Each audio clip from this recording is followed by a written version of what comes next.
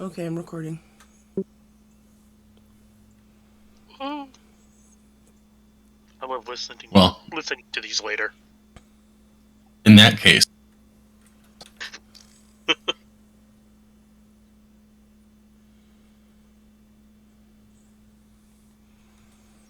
I'm not hearing any background music.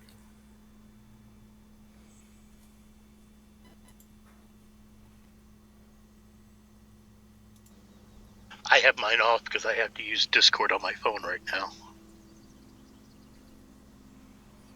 Now I hear it. Thank you.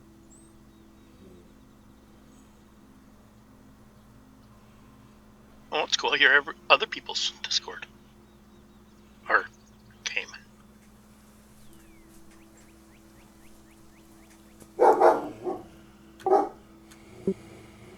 Have you guys taken a listen to White's international game? Very, very entertaining. I love it.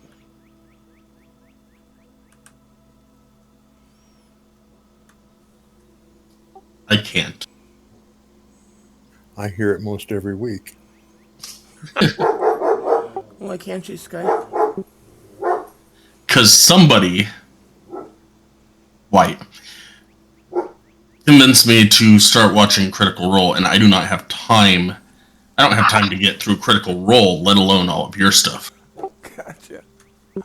That is a time sink. Yeah, I'm about 4 episodes behind. Don't forget to start. What? He did already.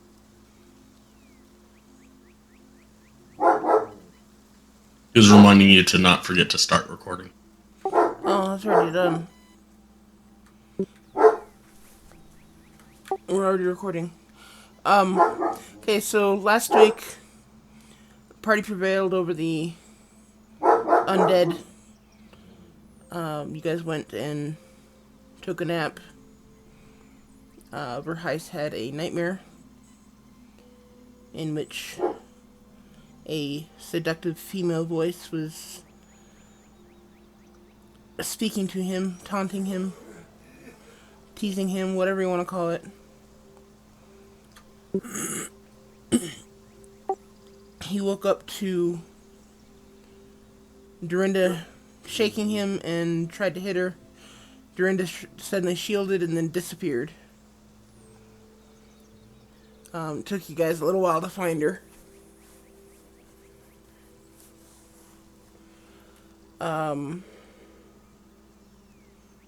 She disappeared due to a wild magic surge. I should specify that. It wasn't her own doing. Then the party This time, anyways. started traveling. You got a little ways towards your destination, and I believe you guys are currently getting ready to camp for the night.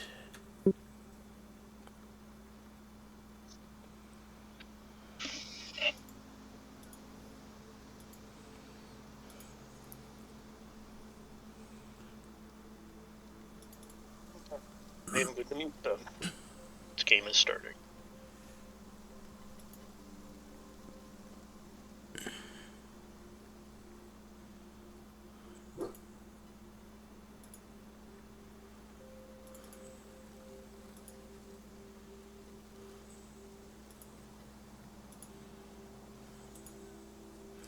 I'm sorry, what was the question?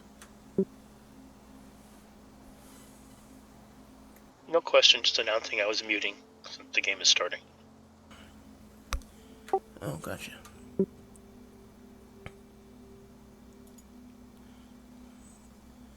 Okay, so you guys are setting up camp for the evening. What are you guys doing? Any other stuff? Any professions or skills or anything like that before going to bed? I think we did that last week. Well, last 2, 3, whatever weeks. Last session. So I knew I drew a bunch of pictures. Yeah, it was the previous night. Ah, okay. You guys had literally just finished traveling when we called it.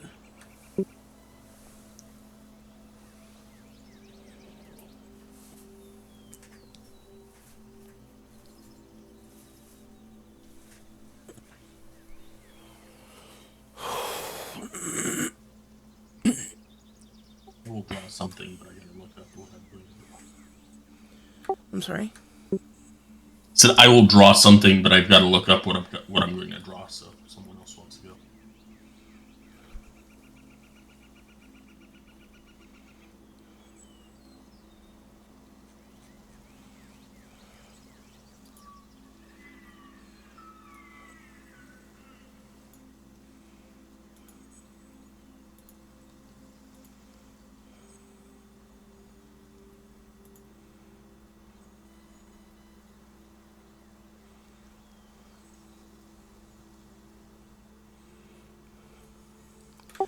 Lazum, Eagle, Verheist, you guys want to do anything?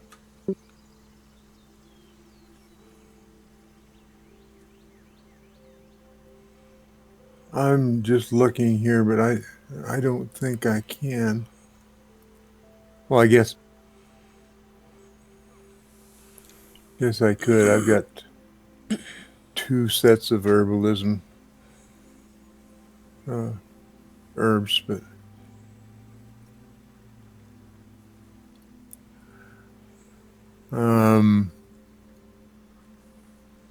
maybe I'll spend a while searching for some more herbs.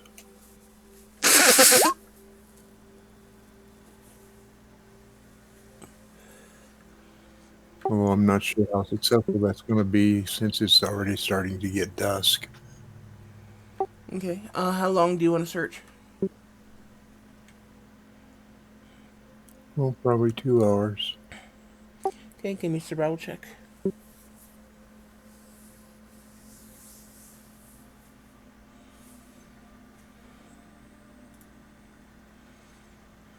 So are we just taking a day then, or what? No, you guys are setting up camp for the evening. I thought we did this before we left, or before we set up camp. No, you guys had literally just stopped for the evening. You guys didn't do any research or anything. You guys finished traveling and we stopped and ended the session. Oh, okay. Well, then I'll look for ingredients too. How long? An hour so I can set up camp after. Okay, give me a survival check.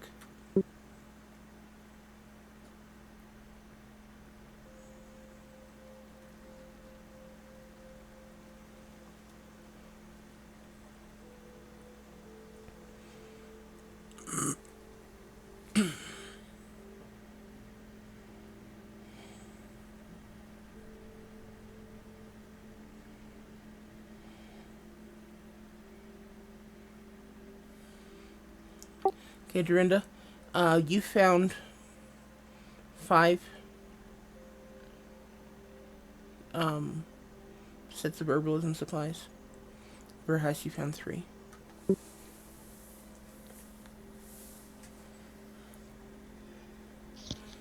I'm gonna go out and look for food.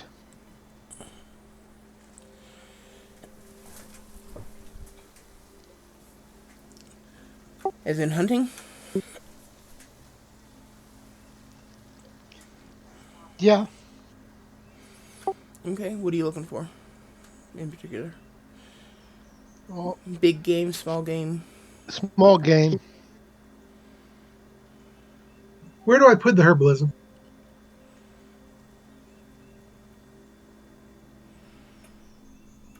Um, usually usually everyone puts it in the bio section under other treasures, like everything else. Okay. And just calls it like herbalism supplies, and it's like, you know. Okay, I'm going offline. My roll 20 is acting. Oh, Okay, go ahead and reset and Come back.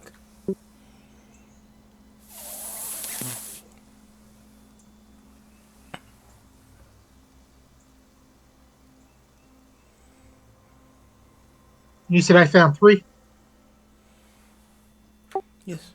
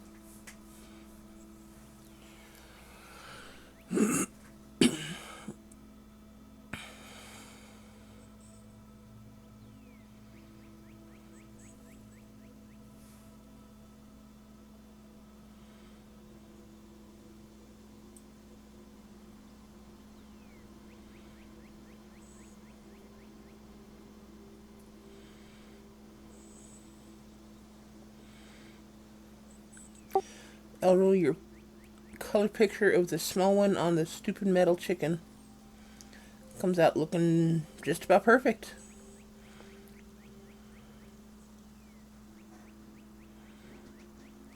It's very well detailed, and you definitely got your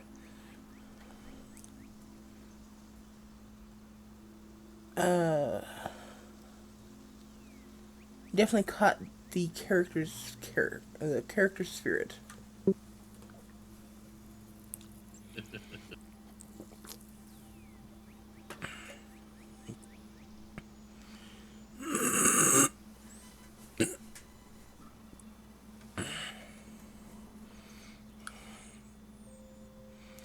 Are you back yet, Eagle? No, it just won't load.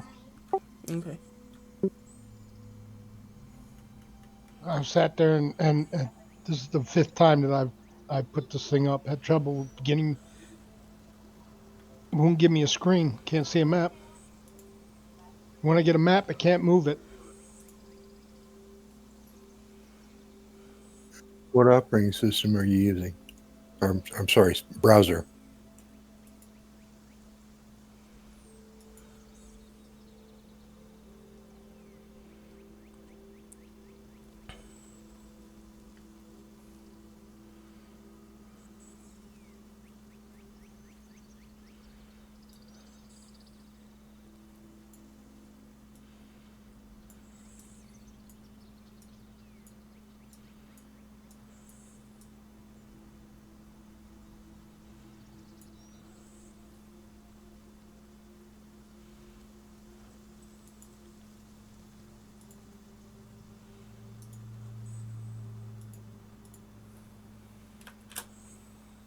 Dad, did you reboot your computer completely?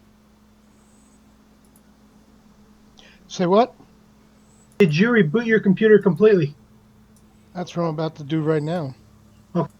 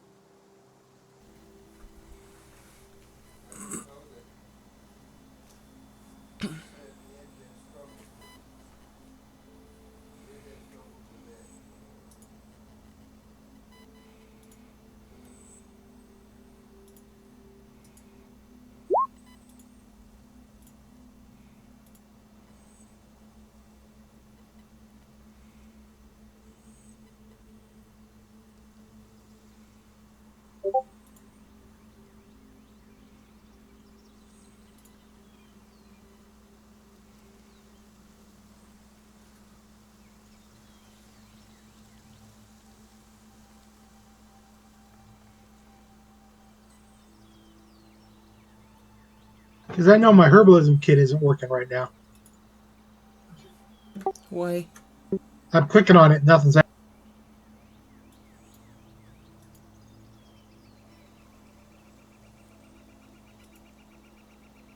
Got it. Never mind. It finally popped up. Man, did it pop up. You know, it pops up with a box in the middle of the screen first, right? That's what I was looking for, and I didn't see it. It popped up behind my original window.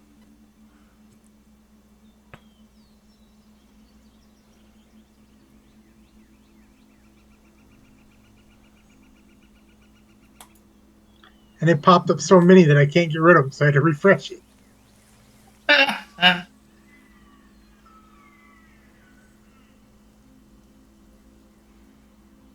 You realize that if you keep pounding on the button, you're creating a separate instance of that screen or whatever it is each time. Yeah, I know. So But you're basically just filling your buffer. and I'm just playing with it and so that I get used to being able to do it forever with 64 gigabytes of buffer. Uh-huh. Well, I wouldn't recommend it.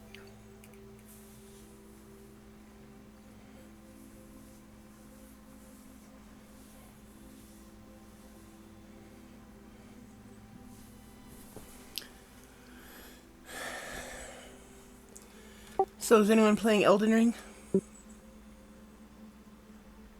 You are. You are. I wish I could, but I've been busy with college, trying to get completely done with it. So for the next 4 weeks.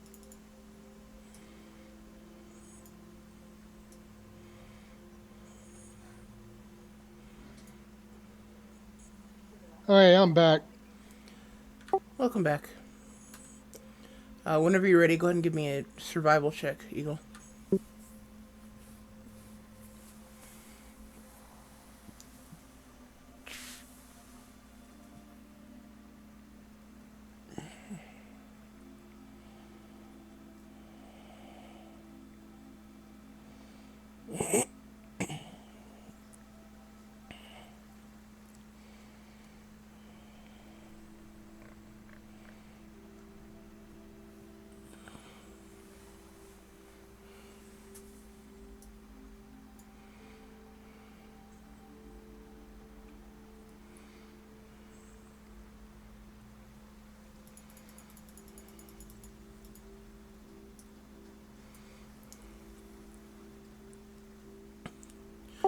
Okay, Eagle, you walk for probably about 15 minutes, and then you come across this small clearing in the middle of the woods. And as you do so, you notice that there's a whole lot of rabbits jumping around in here.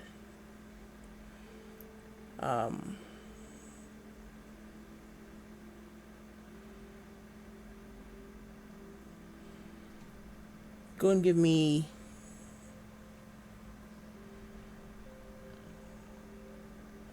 I don't know.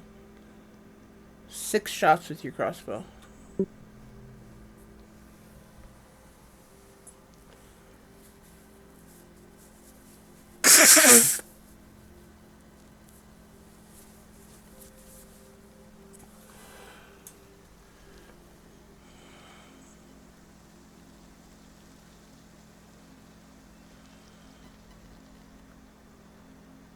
Six shots.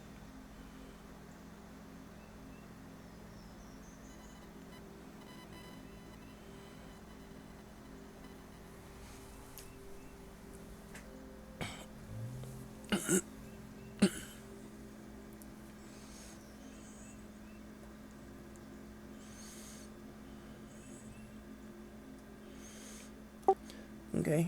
You start firing and manage to get quite a few of the rabbits. But the last one just barely jumps behind a tree as the crossbow bolt pegs into the trunk of the tree. But you did manage to get 5 of them. So you're all within a couple minutes. So you're able to bring home 5 fairly decent sized rabbits within about an hour of going out and hunting. Yeah, I'll bring them back to camp and I'll start prepping them, skinning them and gutting them.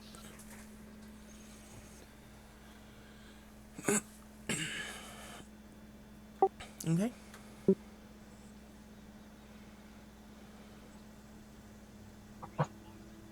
Has somebody started a fire? Verheist does when he gets back from looking for supplies. I've started a fire and I'm getting, uh, setting it up for a stew. And I look over and I see a eagle walking in with so many rabbits. And I just happen to look over at Elro.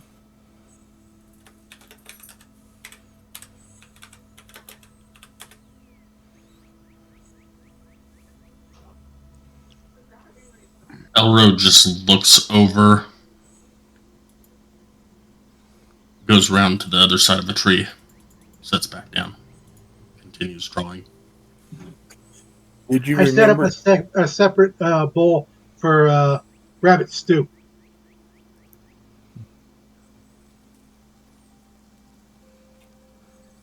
Did you happen to find any uh, fruits and vegetables out there so that uh, Elro can have dinner too?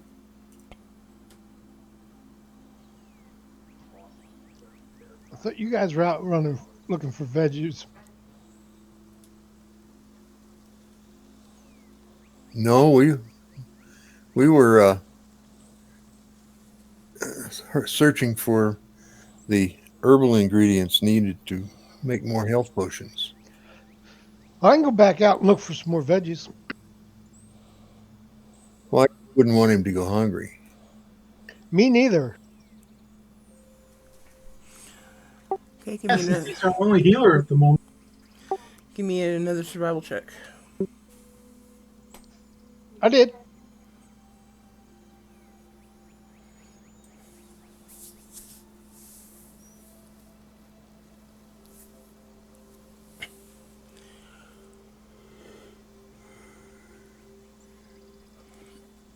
Okay. You head back to that clearing, figuring if there were that many rabbits there, there must be a food supply for them somewhere. You get there and you come across a kind of a natural wild garden. Looks like somebody started a garden at some point and just kind of left it to grow wild years and years and years ago. And yeah, there's some of your basic vegetables here that you can pick and take with you. Yeah. I'll gather up the different types of veggies that are out there, take them back to camp. Let Elro know that we have dinner for him.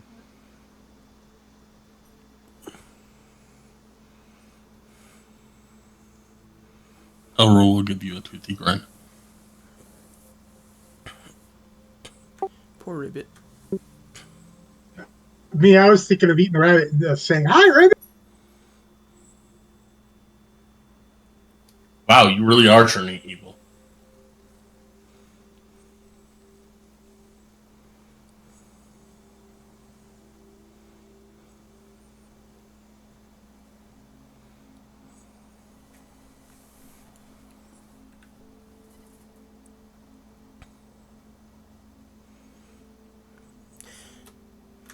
Okay, so you guys are able to make some rabbit stew from the rabbits, is what I heard. Um, Elro has a nice ample supply of wild vegetables and roots and such for him to eat. Um,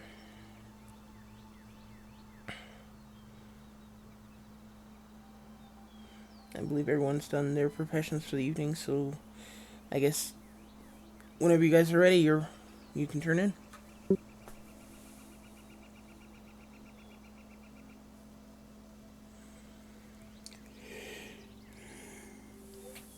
You know,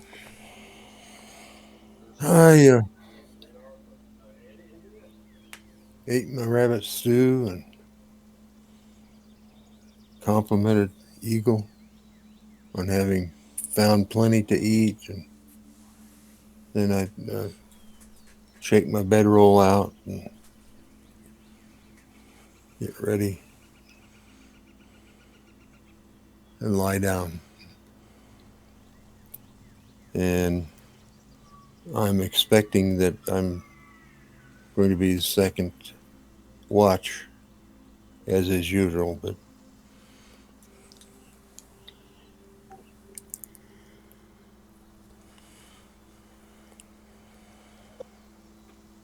I take first one. I'll lay my bedroll out and go to bed.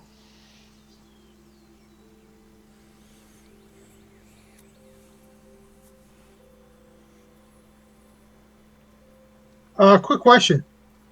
During my watch, can I attempt to make something, Such as? or do you have to be full attention to your watch? That's one of those questions. Is just It depends on what you're trying to make. a potion. You'd have disadvantage on your watch. Yeah, not worth it because I probably have disadvantage on my potion too. So Yes.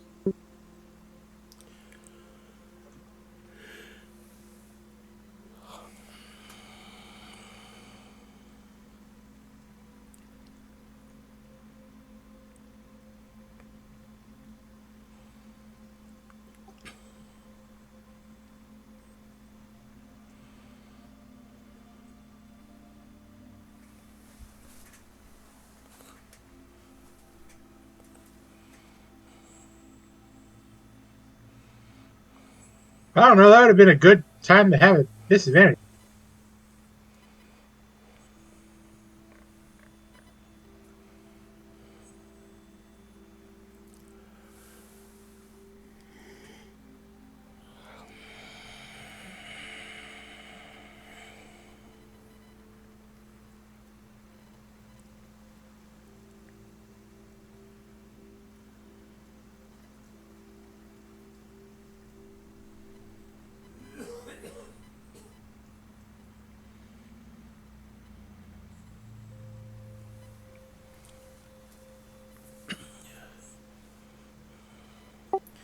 Okay. As far as you can tell, your watch is uneventful. Um, the night is quiet outside of the typical nocturnal creatures. Um,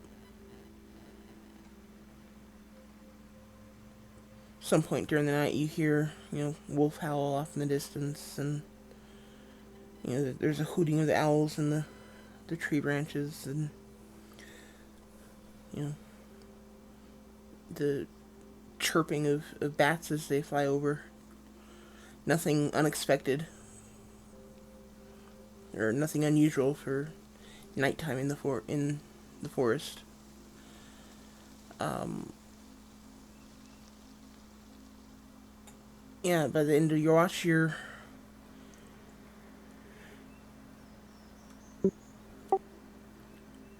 um, sorry. By the end of the 4 hours, your watch is uneventful and nothing happened.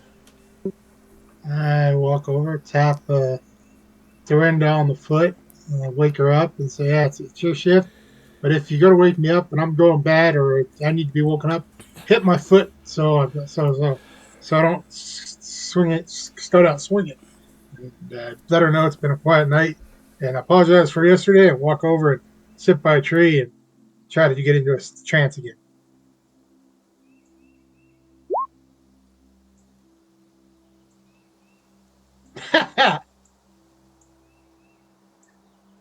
That's funny. You get both the perfect roll and the worst roll. Yeah. Well, unfortunately, I don't get the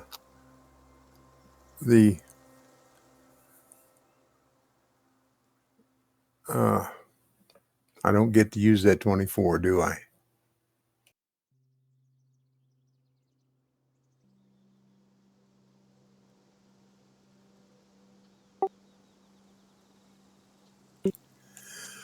Anyway, I get up and I walk over and stir the fire and add a little more wood to it, and then I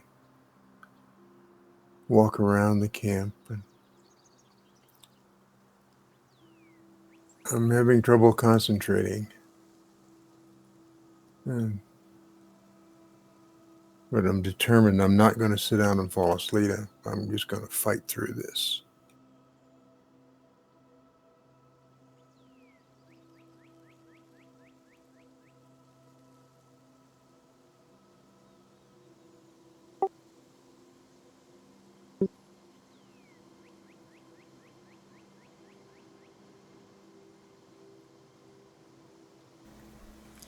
What do you do to fight through it?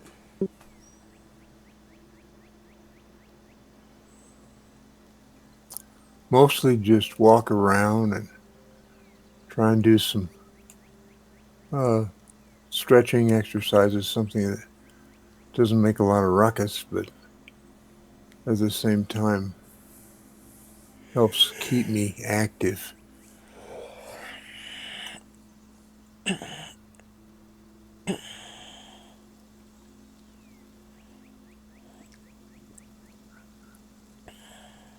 You suppose this is partly the result of that exhaustion level from last time?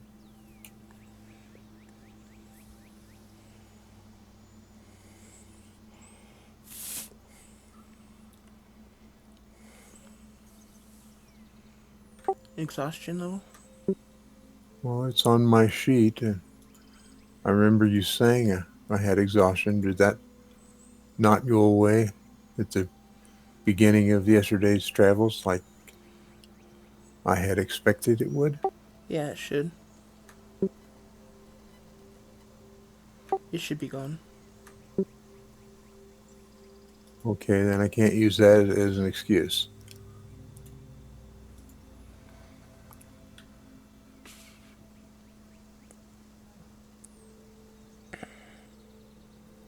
I think this 4 hours is going to be long and exhausting.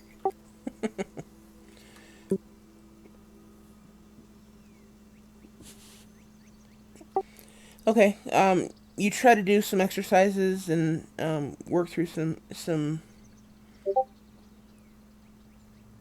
um, magical calculations in your head, and basically just doing it whatever you can to keep your mind active and busy. Um, but at one point, maybe half an hour into your watch, 30, 45 minutes, something like that, you just kind of lean against um, a boulder or a tree, and you just kind of start staring off into the distance. And you don't actually fall asleep, but you just kind of zone out.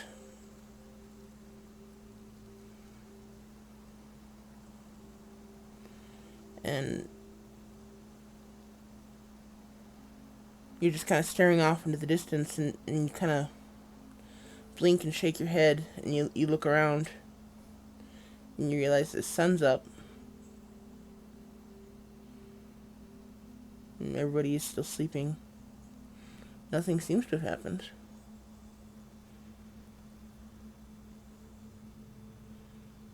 Maybe you lucked out. Okay, hopefully. Well, when I startle myself awake, I walk around and shake everyone and stir the fire again and pull out some of last night's stew to heat it up. get ready for a new day.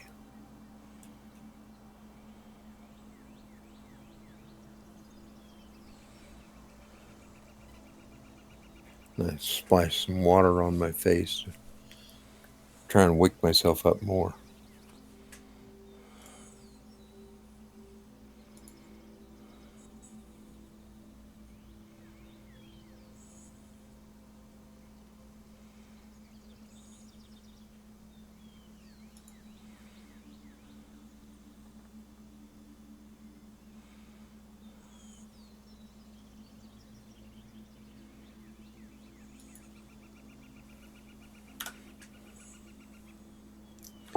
Okay.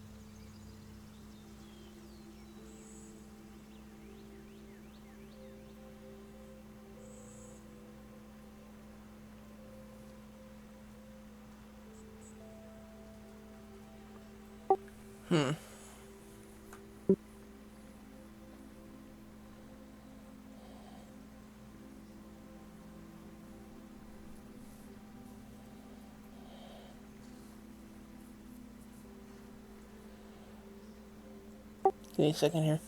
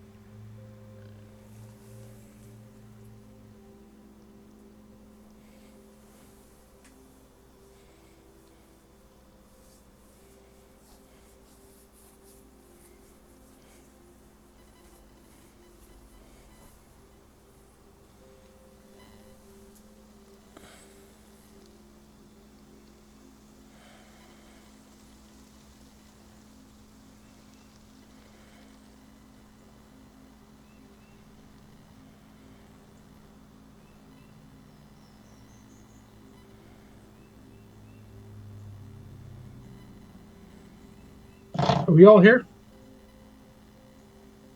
I'm No, here. I died. Sorry.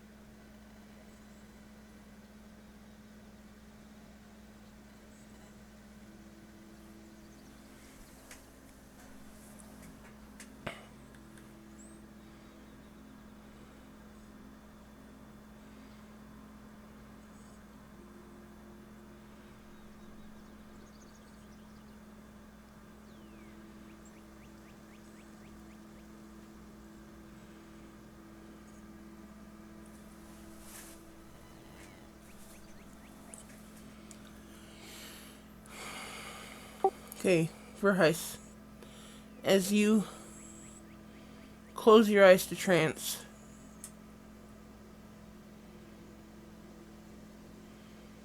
you relax and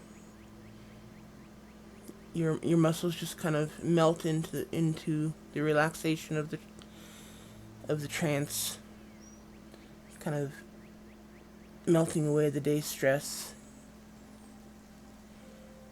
And kind of ouch,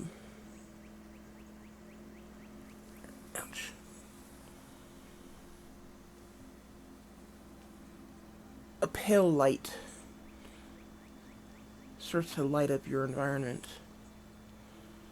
It's kind of orangish in color. Looks pretty close to firelight, though you don't see a source. And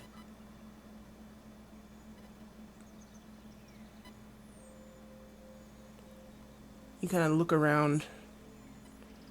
Your party's asleep, and Dorinda's standing over next to the tree. She's watching the party, watching the campsite. As far as you can tell, everything is normal.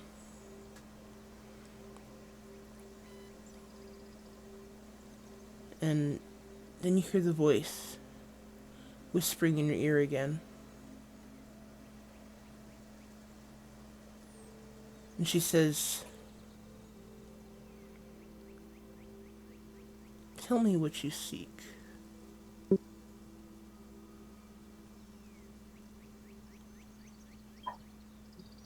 Freedom from you! Oh, come now. Don't be that way. There must be something you seek. And your skin kind of crawls and tingles for a moment, and you hear the voice whispering into the other ear. It says, "No, you don't seek power. That is far too mundane for you." And your scalp kind of tingles a little bit again, and you hear, greed. That might do it. But not just for anything. Tell me, what do you seek?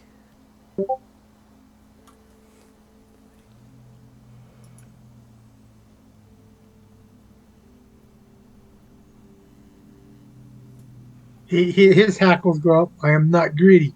I seek freedom from you.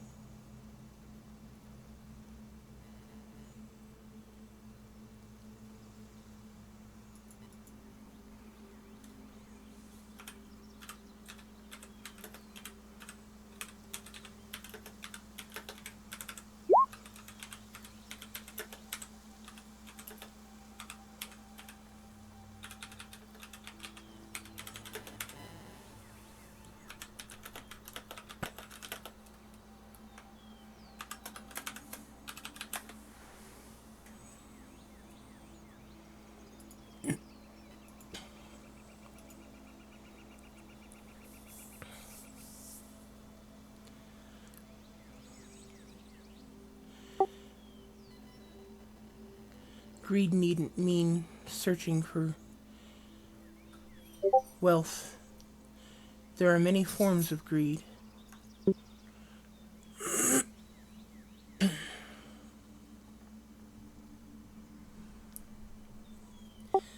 Tell me what you seek, and perhaps I can aid you.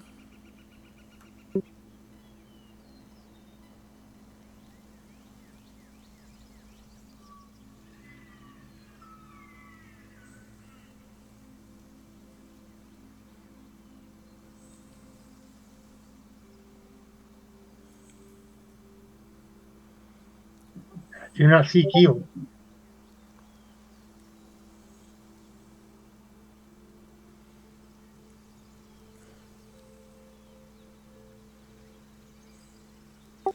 And you can feel kind of the almost like fingernails slowly trailing across the back of your neck. And she speaks into your other ear. She says, she kind of giggles at you for a moment and says, "Evil? What makes you think I'm evil?" Definitions of evil and good are so mundane.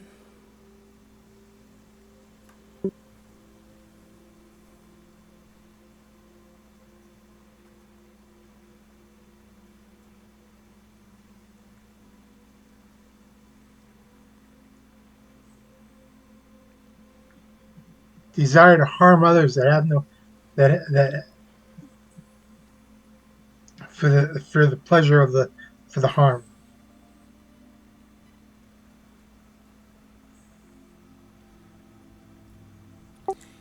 I have never asked you to harm anyone who didn't deserve it. I have never asked you to harm anyone at all. Ah, but your mace has me question my own ability to control.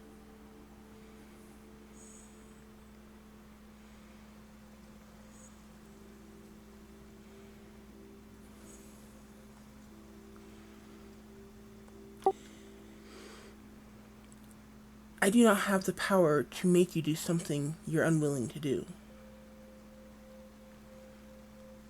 Consider my power is simply opening the door. If you choose to go through it, that is your prerogative. I do not choose to go through it. That's why I've asked you to leave me.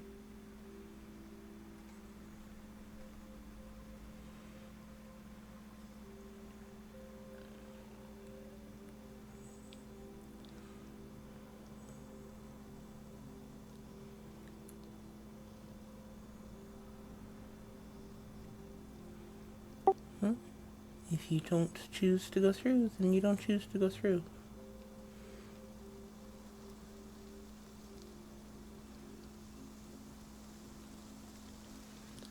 I hope you and your friends have a restful evening. And she kind of fades with or rather, the voice kind of fades with a kind of a echoing laughter. Just a ominous giggle.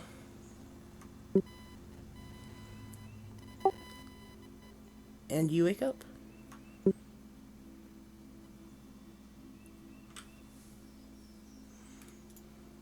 I don't jerk awake, but I'm making sure that I'm awake and looking around.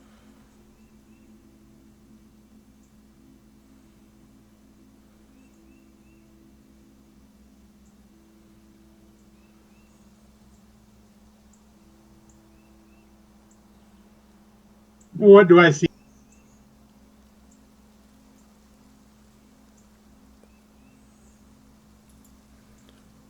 What do you see? Um, the campsite. The party is sleeping. Dorinda is, you know, tending to the fire, putting some stew on to warm it.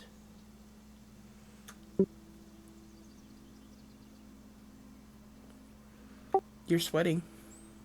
Other than that, everything looks fine. I try to put the mason back in my bag.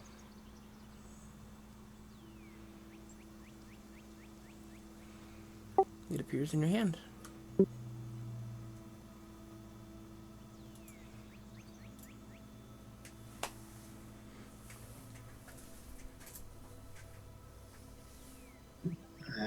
Put it on my hip.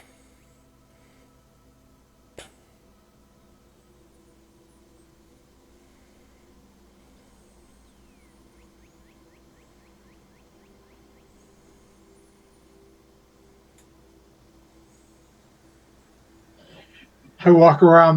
Did I get at least some? Do I feel like I got some sleep? Yeah, everyone benefited from a long rest. Okay, I walk around the camp, making sure that everything's okay. The way she said, I hope you guys have a peaceful evening.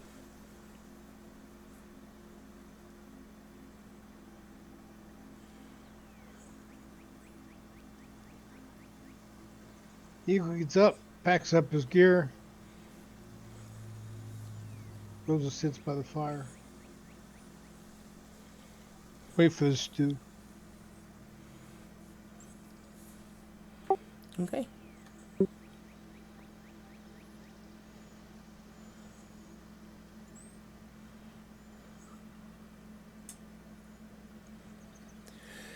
Anyone else? No, I just stir the stew until it's hot, and then I dish out some to each of you that wants it. I take some for breakfast. Mm-hmm. And I look over to Eagle and I say, what did you do with those rabbit skins?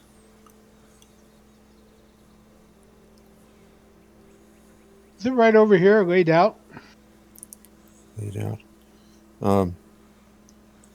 I was thinking maybe, if you wouldn't mind, I could take those skins and try to make some footwear with them. I don't know what I'm doing, but I'd like to try. Okay, fine by me. Good luck. Yeah. Well, thank you. I don't know. In order to do that, I'd have to, scrape them clean and find a way to soften them up, and then I'm going to need a needle and some sinew, but I don't know where to get that. So this may be a project long in the making.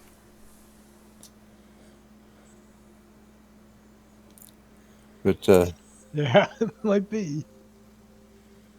what's that? Yeah, it might be. It takes a while to tan a hide. Yeah, well, I was hoping to, um, you know, tan or dress the surface, the skinned side, and leave the fur intact, so that I could make footwear with the fur on the inside. I think that'd make a very nice, comfortable slipper. Yeah, it sounds like that. But I don't know how it would go. I mean, we had 5 rabbits, so maybe out of 5 I could get 2 slippers. But we'll see. I may get nothing.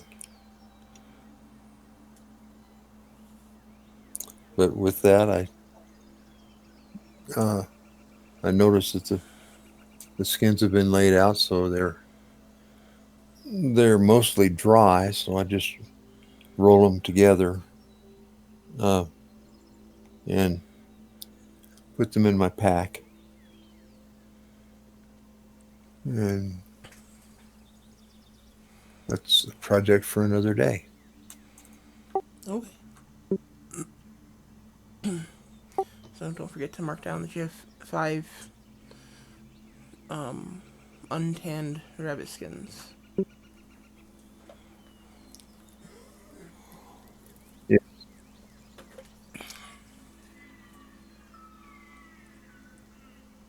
Okay, anyone else?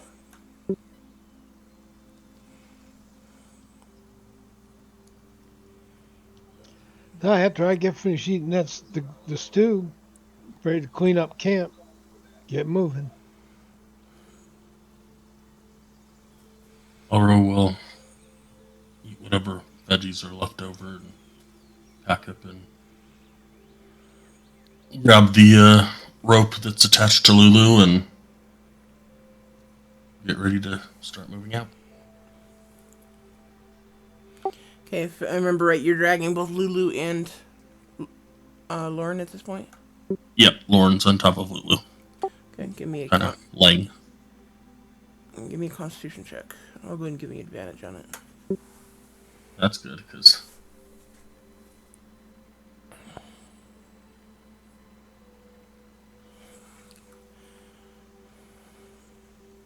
Actually, I take that back.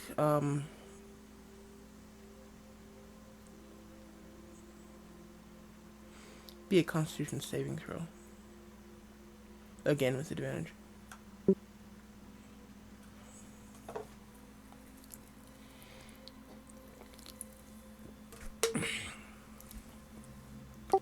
Oh, it's a little better. And it works.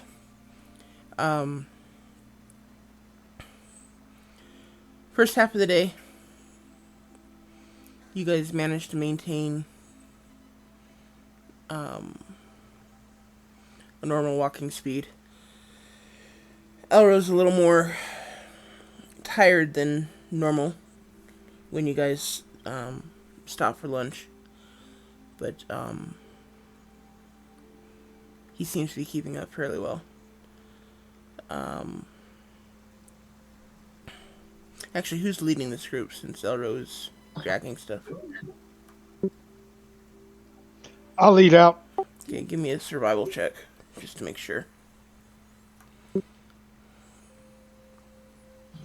Since we're slightly held back by Elro, while we go, I'm going to be looking for ingredients to pick up for potions. You can't do that and travel. Okay. They're not compatible. Besides, Elro isn't actually slowing you down at this point. I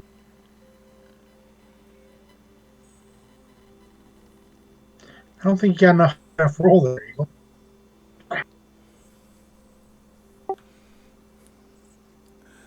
Oh, you were up all night consoling the distraught Ribbit. Is that why you're so tired? possibly, maybe not all night, but up late.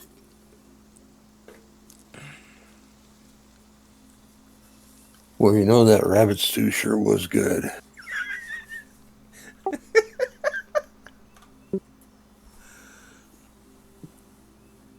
That was me. Got an answer. I've got an answer for you. Just one moment. I gotta upload a program.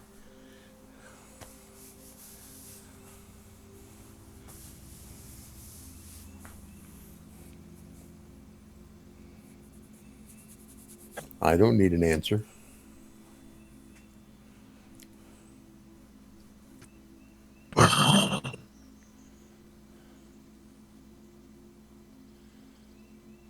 There you go.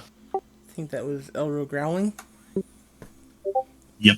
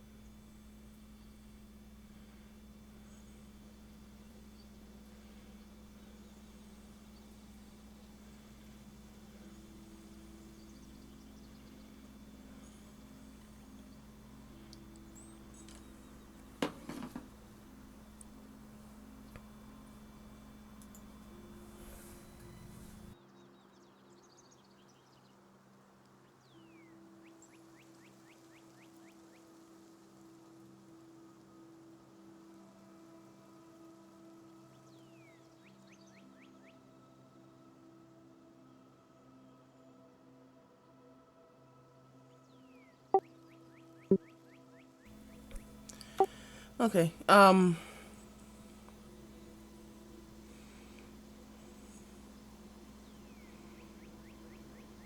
You guys stop for lunch or stop for midday, trying not to exhaust yourselves, specifically Elra. Um,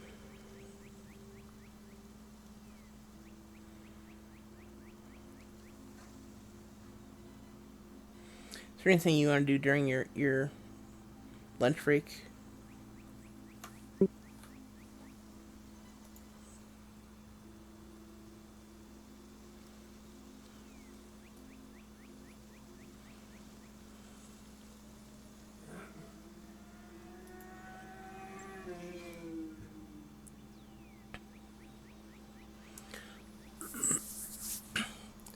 Okay, everyone give me perception checks.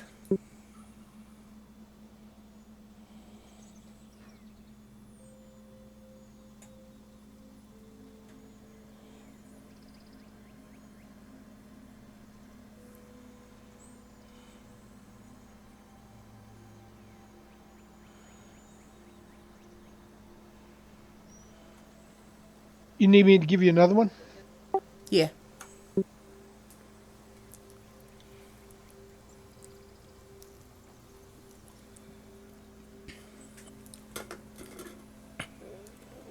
You have no reason to worry. Um, Eagle, you know you can't roll below 25. Roll a 22. Okay.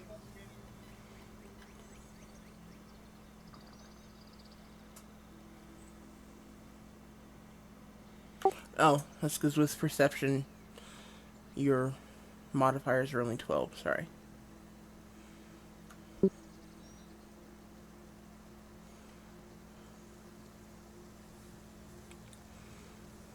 So yeah, you can't roll below 22 with perception.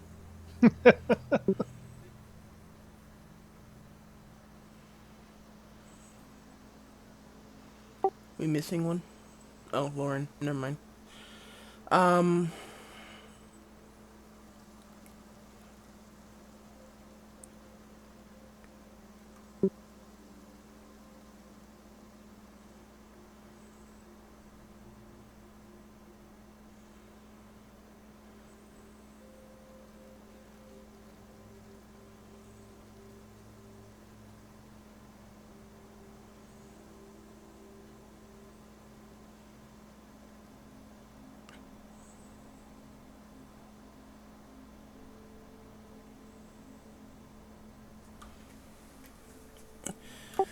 okay, first of all, Verheis, you don't notice anything.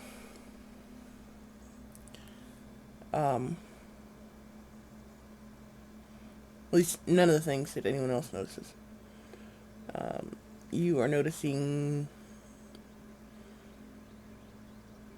Yeah, you're thinking about your.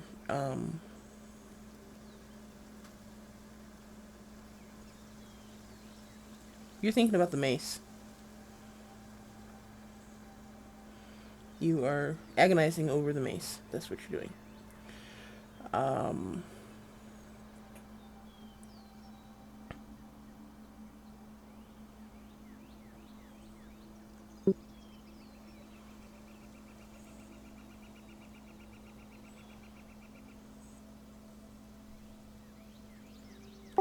I had this in my head. I knew exactly what you guys were gonna notice, but it's gone. My mind just went blank. Did it hurt?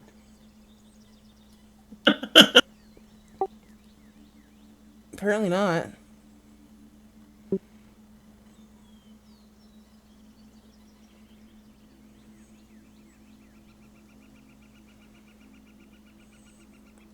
It's like someone shook the Etch a Sketch.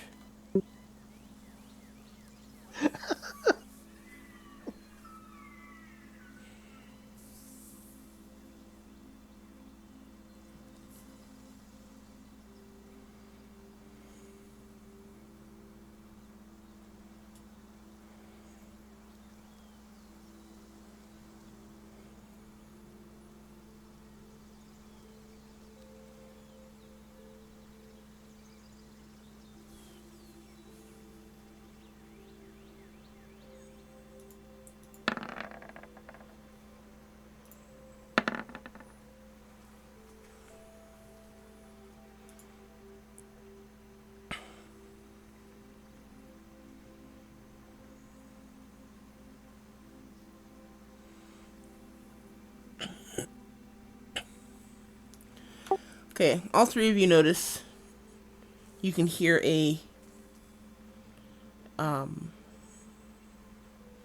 kind of sounds like a waterfall, only not quite as loud. So rushing water, I guess, would be a better description.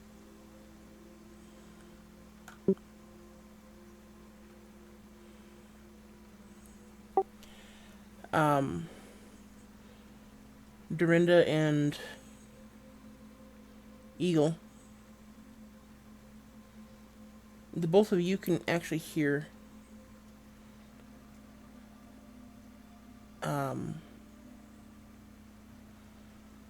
two quiet female voices. Well, quiet in that you can barely hear them over the sound of the water. But there's they're singing, maybe humming, and they seem to be doing it in harmony.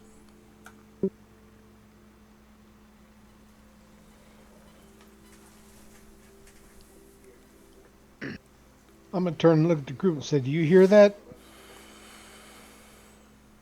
I look at him. Hear what? Otto will say, "Water." And it sounds like somebody's humming. I look to see if I can hear it. I quiet and contemplate trying to hear it.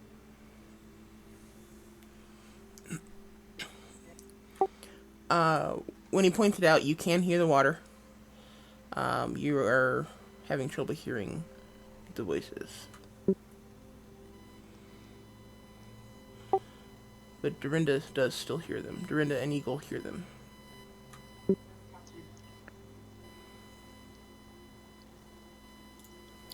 I'm going to Yes. suggest that we go forward and investigate cautiously.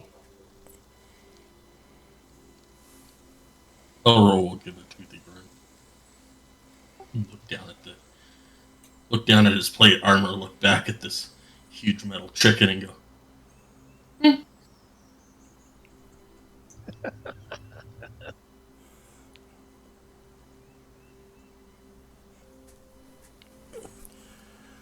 I think that's supposed to imply that cautious is not in his wheelhouse. Or at least quiet isn't. Cautious maybe, quiet isn't. "Yeah, not in the vocabulary."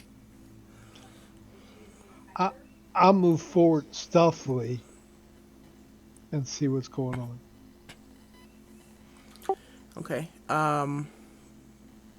There's your stealth and perception.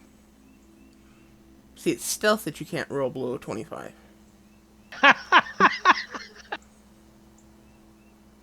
Seriously, it is impossible for you to roll below 25. Okay. Are you trying to say I'm a sneaky little peckerwood? Oh, yeah. You said it. I mean, literally. And I'm being 100% serious here. You literally cannot roll below 25. It's not possible with your skills and your class and your race and all that. It's impossible for you to get below 25 on your stealth. That's a good thing. Now For you. I can sneak up on whatever's there and make sure it's not harmful to us. Okay. Incidentally, the sound is coming from the southeast.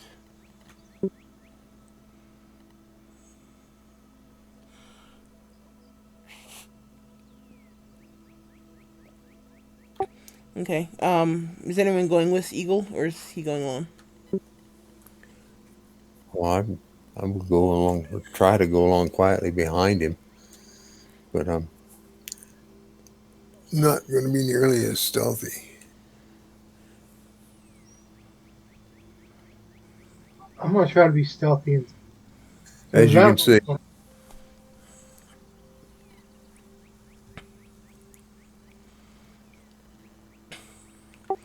Okay. Elro, are you gonna stay put or are you gonna try to follow? Nobody said to stay put, so Elro's just following along. Okay. Um, I mean, we can try this. Let's. I mean, if you're not trying to stay quiet, then don't bother. Um, okay, the four of you kind of make your way slowly towards the southeast. Um, you travel for about 15 minutes. Eagle and Verheist, you are both very frustrated with how inept both Dorinda and Elros seem to be at being quiet in the forest.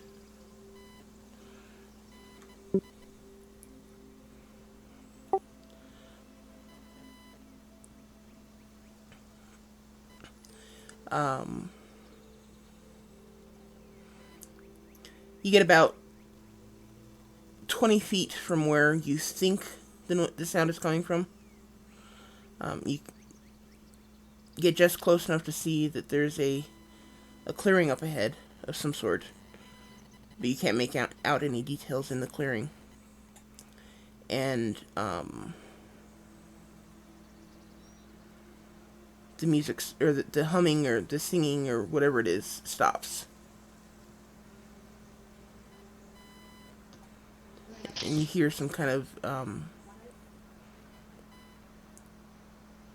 surprised voices.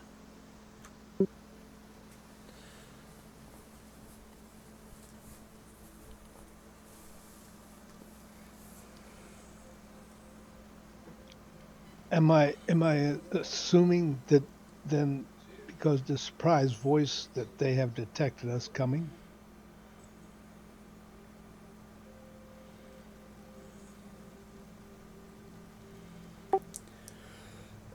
You could assume that, yes.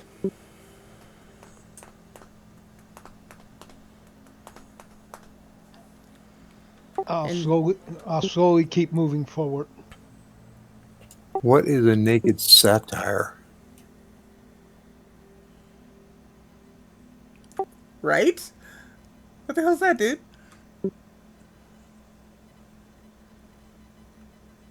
I suspect he meant satyr, A which is satyr? Yeah, probably.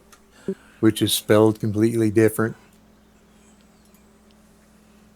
Well, not terribly different, but yes, that's right. Makes a little more sense. Um,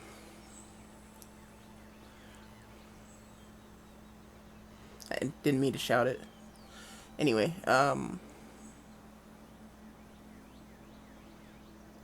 yeah, as you guys, you hear these surprise voices, and you guys stop for just a moment, and Dorinda kind of reaches up and rests her hand on a tree branch, and the branch cracks and breaks off in her hand, and it, due to the weight of her hand, it kind of falls and slams right into Elros' chest piece armor, making a loud clang. So yeah, they definitely know you're there.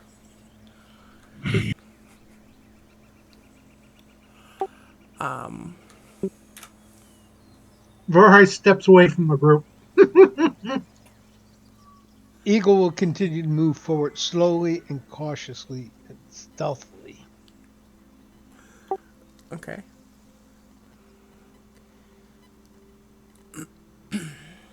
Um, Dorinda and Elro, what are you guys doing?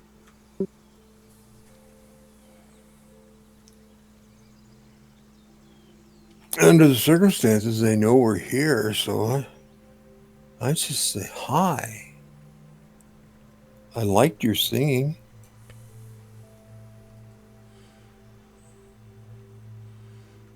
Do you say that from still in the trees, or do you walk out into the clearing? Right at the edge of the clearing. Okay. Give me a quick perception check. Um,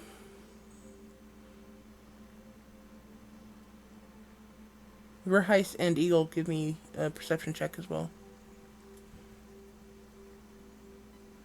And you guys say you are separating from the group. Where are you going? Laughing. No, I was going over to the right side of the group, to where they're making all these noise. Their attention's gonna go to the party, and I'm not gonna be right next to the party. So if we do have to attack something, I'm ready for it. I just I just moved forward to the edge of the clearing and to see what was there.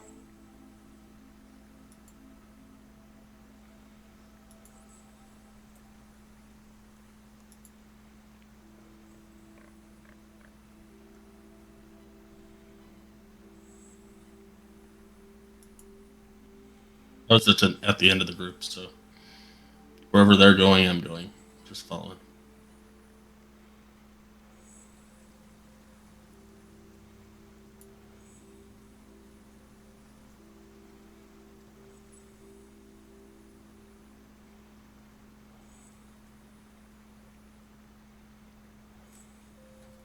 Okay, give me a second here.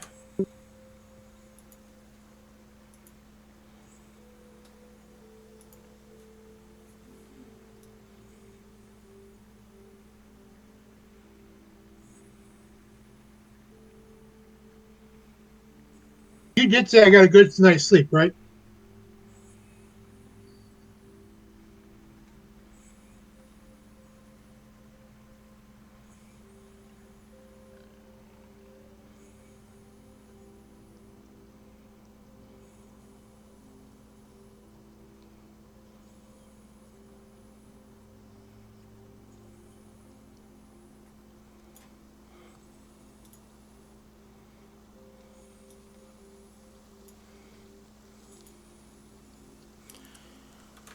Okay, this is your clearing. All the green on the outside is woods.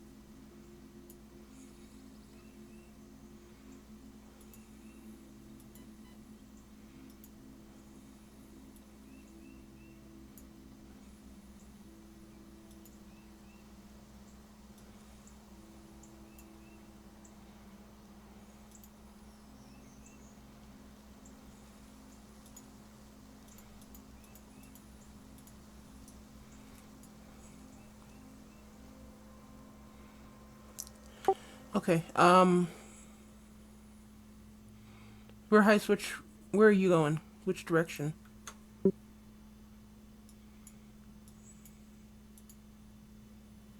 Beautiful. If you don't like it, you can draw it yourself.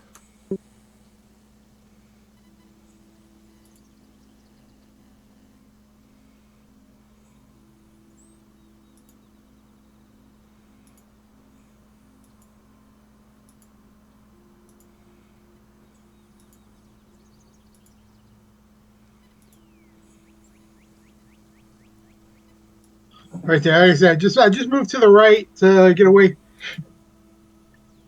to keep to the side of the group. But if something like a fireball comes flying at him, I'm not in the way.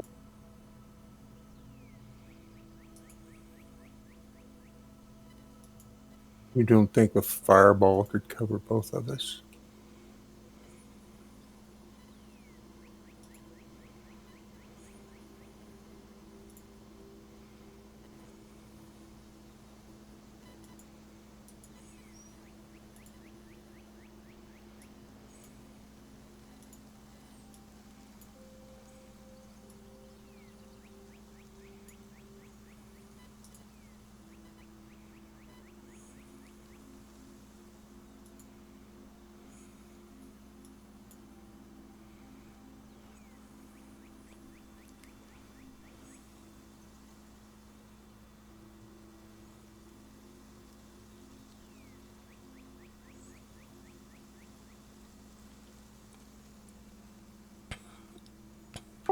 Okay.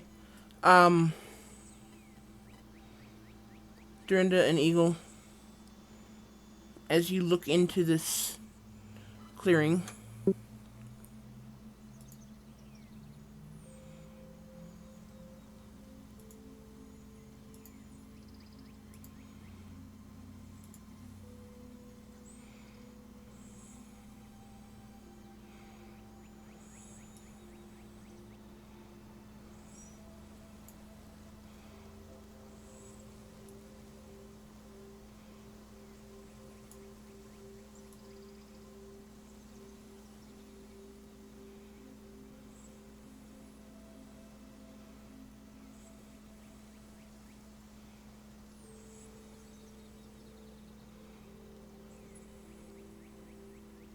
We have water.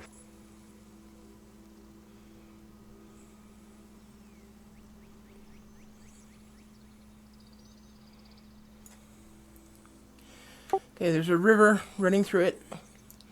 No movie puns, please.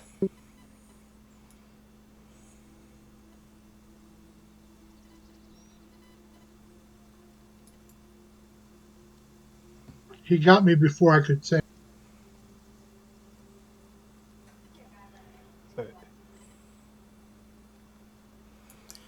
Anyway, I'm not gonna fill it in because that would take way too long. Um,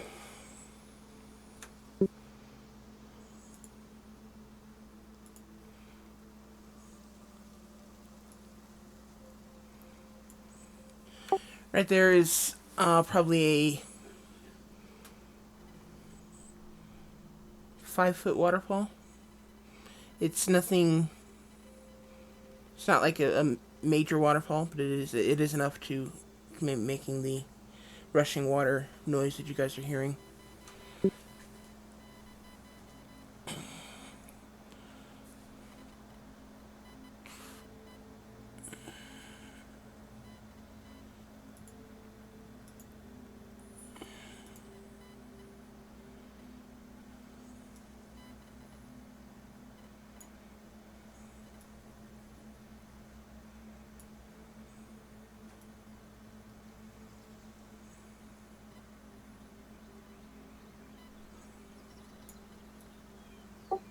Bryce is so laid back.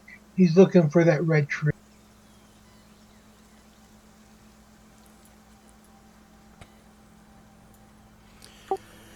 Okay. That is a cliffside. It's more of a hill than a cliff. It's um 5 to 7 feet tall. Nothing too serious. I mean, it'd only take you guys a moment to scale it if you wanted.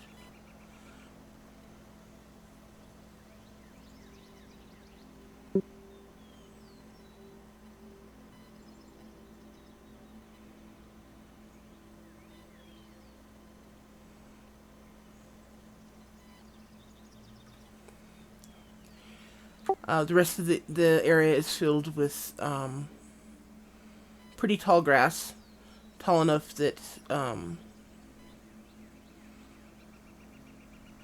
Eagle, you actually have to climb up on a stump to see over it. It's probably a good 3.5 feet tall. Good. I can stealthily move through it. I'm sorry, you broke up. Can you repeat that? I can stealthily move through. Nobody will see me. Possibly.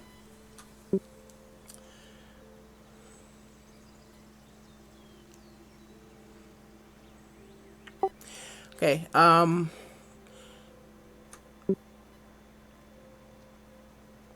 Unfortunately, Dorinda, as you walk into the clearing,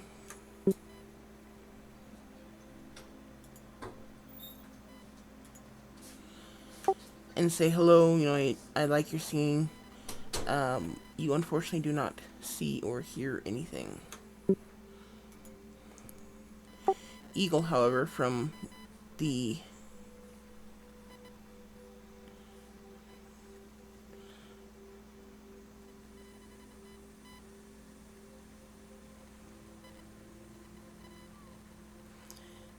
From your vantage point on the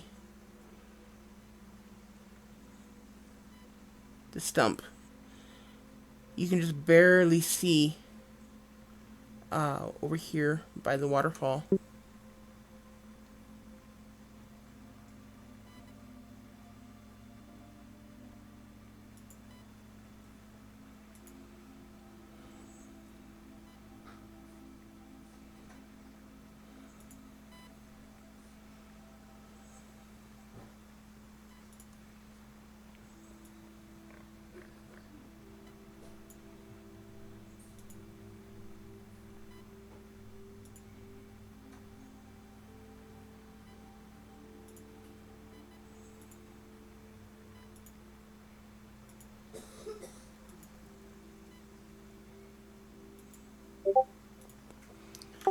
Okay, you just barely see over there by the waterfall. Some movement in the grass. It almost looks like maybe somebody's peeking their head up over the top of the grass and carefully watching. Well, essentially Dorinda, because that's what they can see at the moment.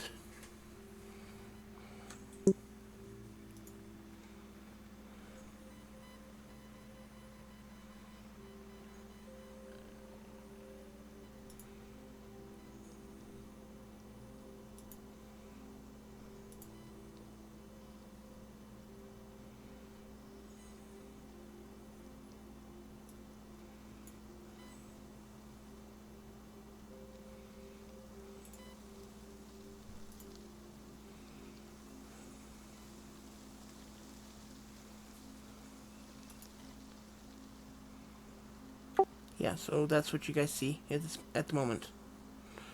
There are no voices. You just hear the water and the wind through the grass and trees. Eagle, you saw what you saw, and Dorinda sees nothing. Verheis sees nothing. Elro isn't looking. Veri's got the water. He was happy.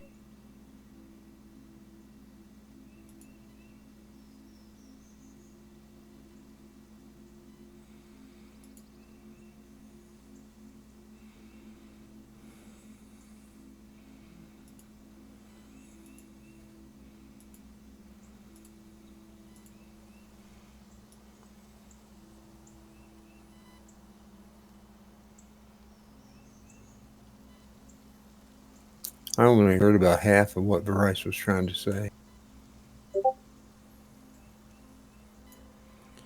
I saw water. I lost it. My mind. Hey, water. Okay, and I forgot what I was looking for.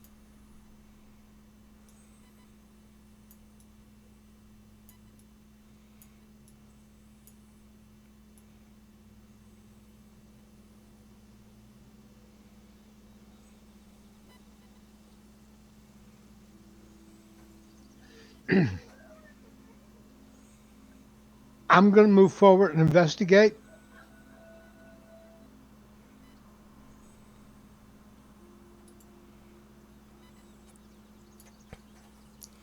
Okay.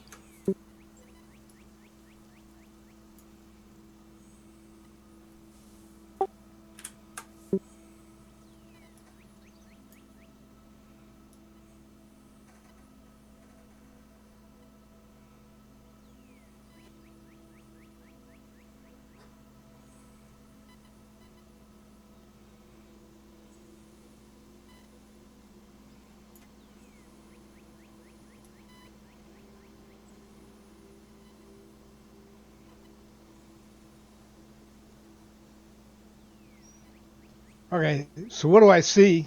Am I in danger?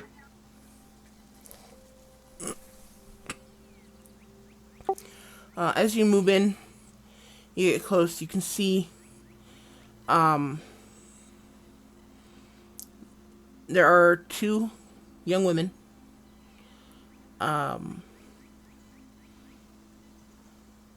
They look very elven in appearance. Only their skin is kind of a brownish color, brownish green. Looks an awful lot like tree bark. One of them is literally ducked behind the waterfall and hiding. The other one is crouched down in the grass, head peeking up just over the top of the grass, watching in the direction of Dorinda.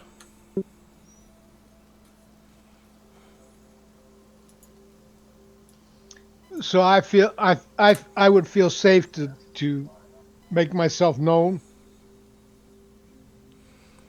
That's up to you. From the description, do you feel safe to make yourself known? Yeah. So what I'll do is I'll holler out to let them know that I'm there and that I'm friendly and I pose no threat. Okay, what language do you do this in? Common.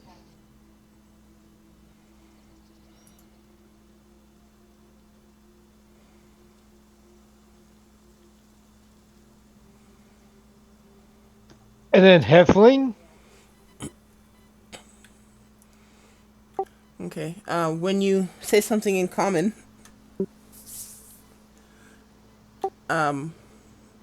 she literally jumps, startled by your sudden appearance.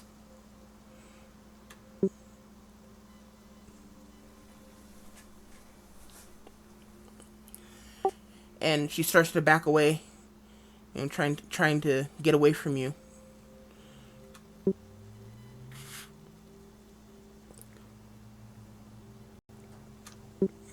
And then when you say it in halfling, the one in the waterfall kind of peeks her head out and looks at you. And she reaches out and seems to be trying to calm the one who's literally freaking out at the moment. At this time in Hefling, I will say again, okay, we mean you no harm. Okay? We heard your singing and we came to see what it was who it was.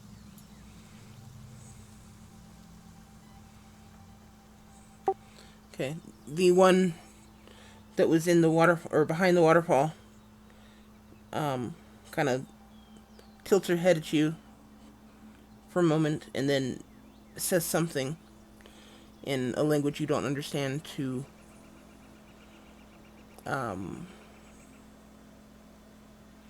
the one who's sitting on the ground, backing away from you. And then the one on the ground kind of stops, looks at her, looks back at you, then back at her, and they have a short, quick conversation in this language you don't understand. And the one from the waterfall kind of looks at you and speaks up in halfling. It's a very archaic form of halfling, and it's almost like us hearing somebody try to speak Shakespearean.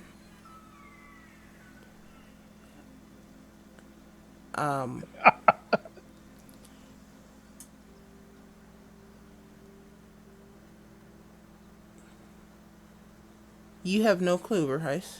Uh, You are nowhere near this. You can't hear it. that explains.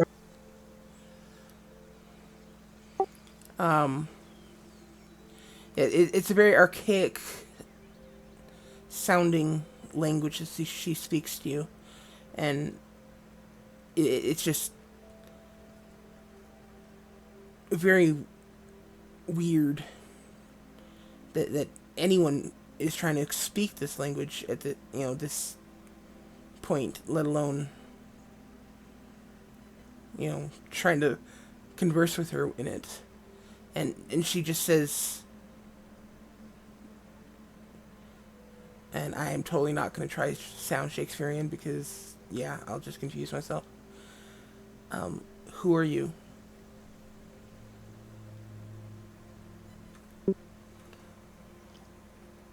I am Eagle. I am a member of a group that is traveling through this area. And I say it in Heffling.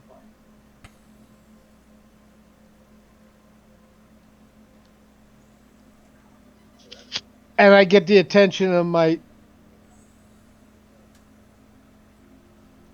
counterparts to let them know that it's okay. It's all right.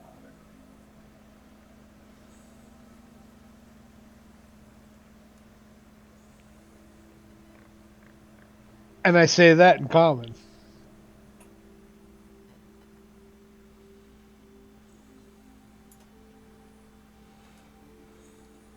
Voice that said, "Come here, we're good."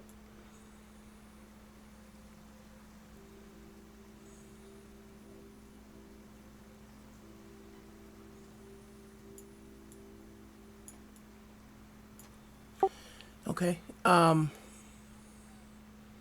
Rahai shouts out for the party to. I'm sorry, not Rahai. Eagle shouts out for the party to join him, and the two females kind of look at you startled, and they're kind of holding each other, and they're kind of the one in the waterfall is pulling the one on the ground up behind the waterfall. Just trying to back away. Stay as far from you as they can get, basically. And I'll try to reassure them that we mean them no harm in Heffling. Okay. And then I will turn and let the group know, guys, be really cautious. They're kind of leery about us. We need to be very, very slow and try not to be abrupt. And then I'll, in Heffling, ask the one girl that speaks what who they are and what they're doing here.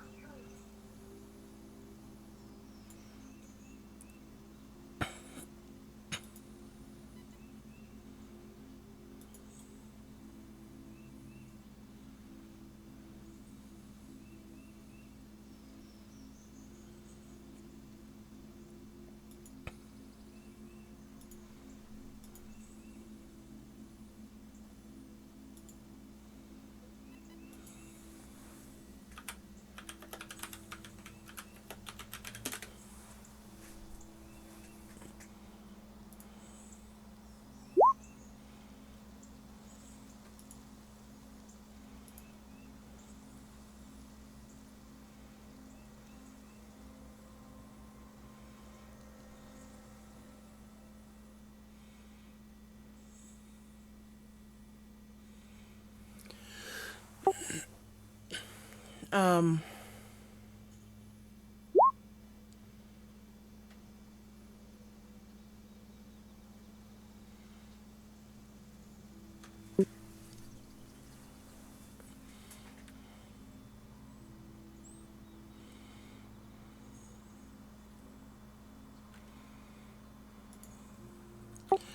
the one speaking to you says,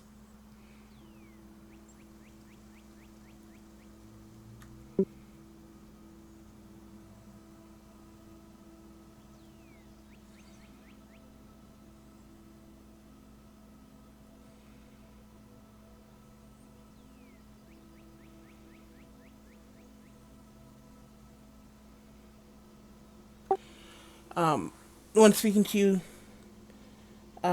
says, "My name is Ashay, and this is Willowa."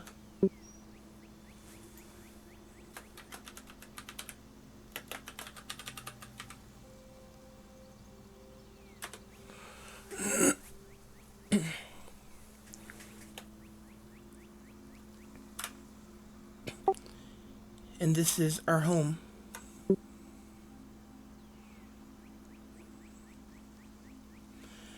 For the record, these they're slightly smaller than Dorinda, so they're like five-ish feet tall.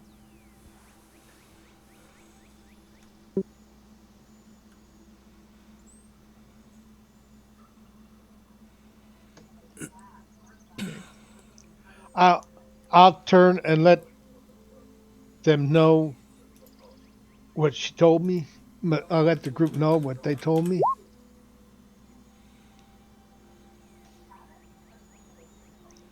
And since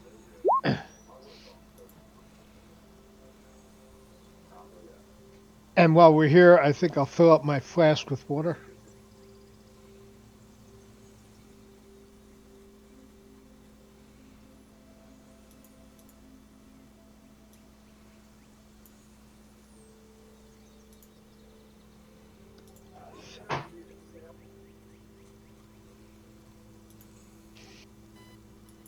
Since Rye sees him so skittish, he'll sit down about where he's at now, and he'll speak up uh, to Eagle and ask him where we are. He'll say it in common.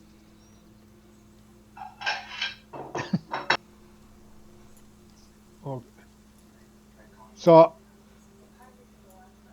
I'll ask them in Halfling, okay, where we are located.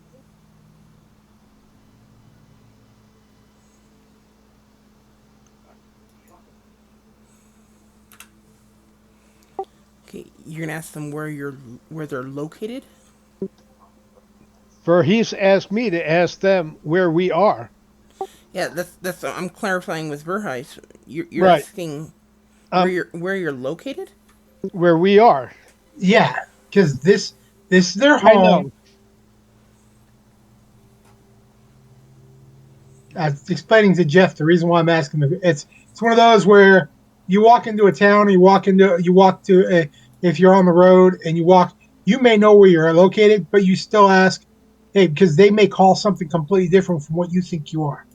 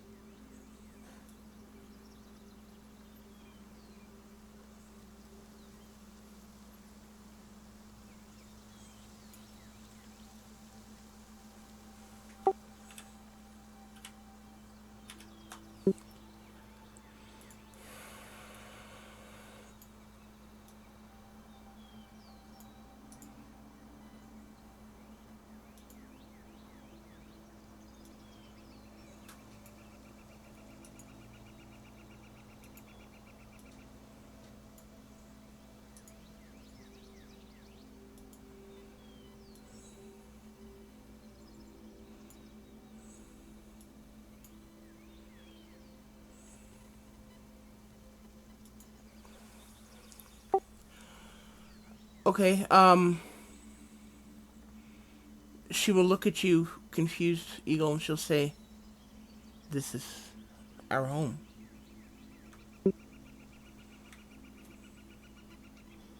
And and I'll look at her confused and say, I understand. And I'll turn to Voorhees and sit there and say, it's their home. This is where they live.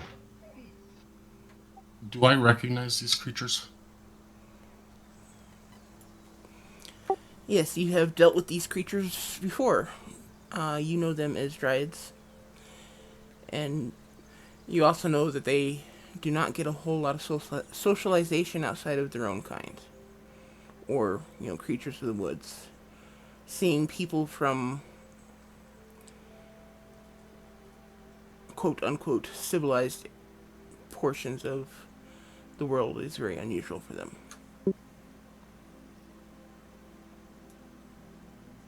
Civilization is in the eye of the beholder. Hint the air quotes. Hence the air quotes.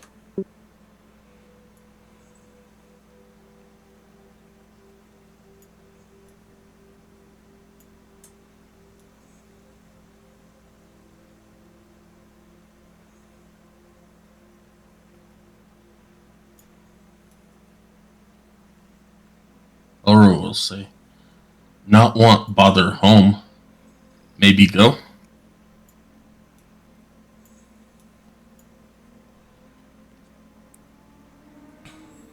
Eagle will turn to the group and say, I think we need to fill up our water and then continue on with our journey.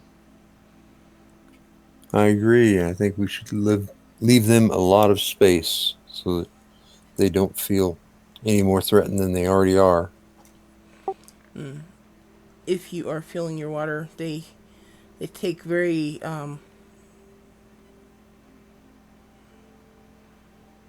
keen interest in what you're doing, and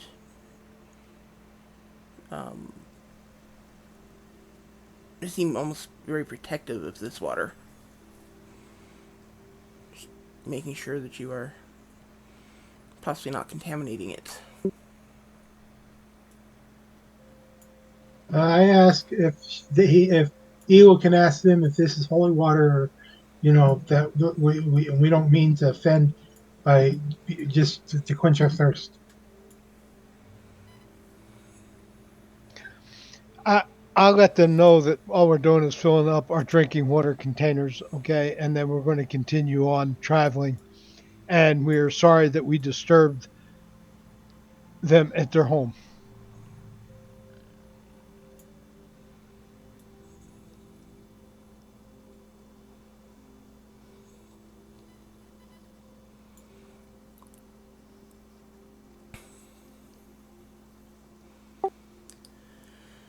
Um, she kind of looks at the other one. They have a short, quick conversation, and then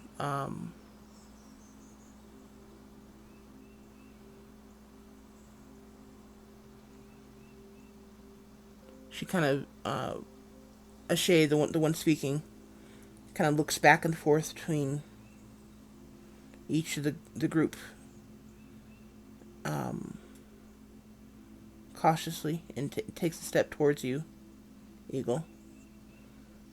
And she kind of puts her hand out towards you, palm up, kind of kind of slowly goes down on one knee and bows towards you and says, if you and your friends are hungry, you may join us for a meal.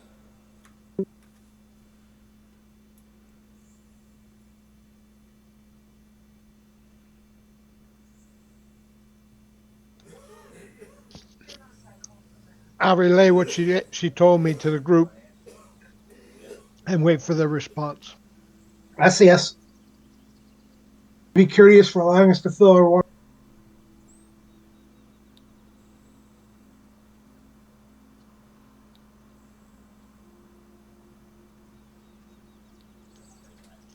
I'll look at Elro and say, huh?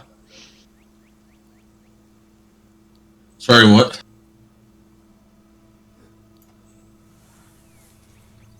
Sorry, what was that? I'll look at Elro and go, oh, Elro shrugs.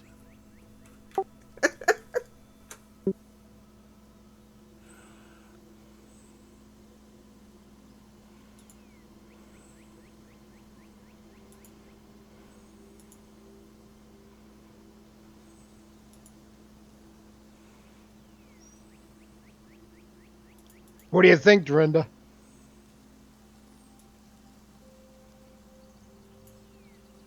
I think it would be all right. But we need to be careful not to spend too long. So make this our noon meal and then move on because we still have a mission. That's why I was asking everybody what they thought they wanted to do.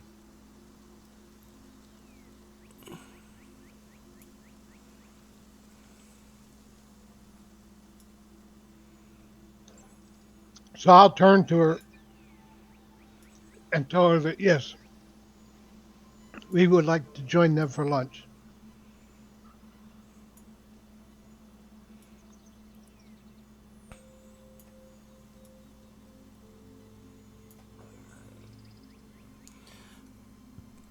Okay.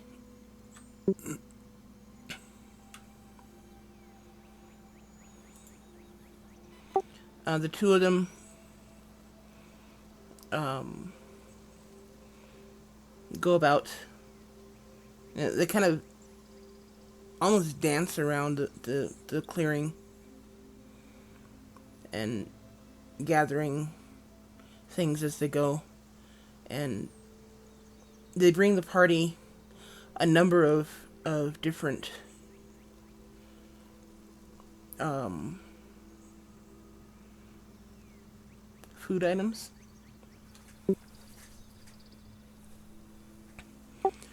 One of them is kind of a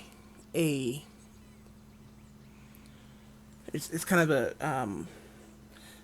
it's almost a bread, but it's kind of hard and flat like a cracker. And it's just like essentially it seems like it's some sort of grain that's been pulverized, mixed with some water, maybe some honey or something to make it stick together, and then left long enough to dry on a hot rock. So it's essentially bread, but it's not quite. There's also an assortment of berries and fruits. There are several rather large leaves that have these huge, like 3-inch long fat grubs on them. There's like 4 or 5 per leaf, and they put that down for you guys to eat for your lunch as well. Um, they bring you more large leaves that are kind of folded in such a way that they can be used as cups, so you can drink water from the river. And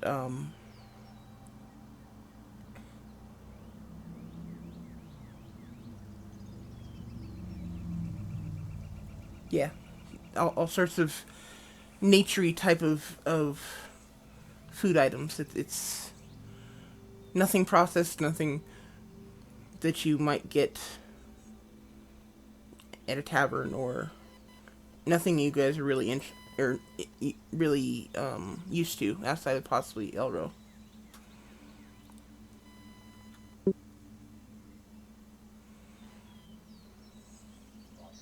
I will sit down and I will start to eat the delicacies that they have brought.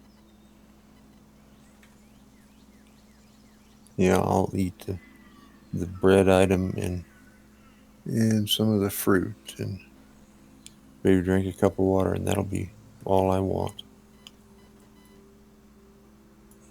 I eat what they give and show my respect of being.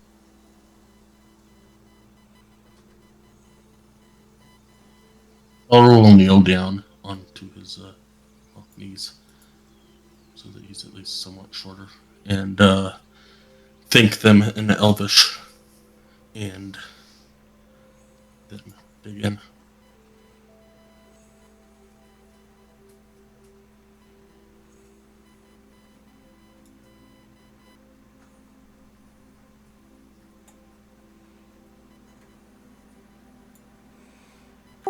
Okay, they do not. Well, whether they notice the gnome body or not, they don't react to it. They um give the stupid mechanical chicken, as it's become called, stupid metal chicken. Sorry. A wide berth. They don't go anywhere near it.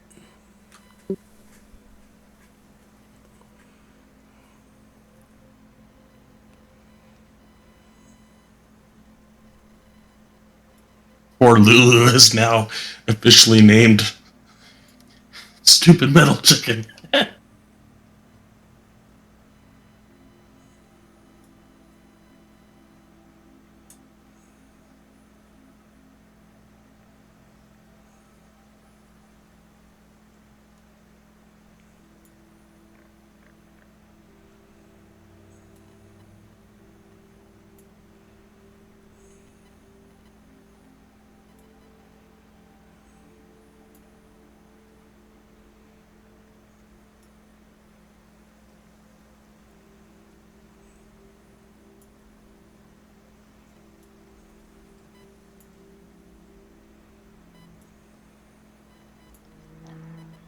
So once everybody's done eating, I will thank them for the meal and let them know that we're going to go ahead and proceed and leave them in peace and wish them a happy day.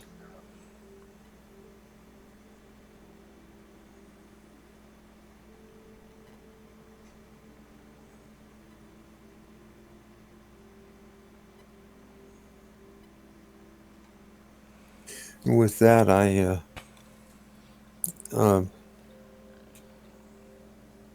try to clean up as best I can, and then I ask Eagle to give them our thanks, and let's start urging people to move toward the edge of the clearing.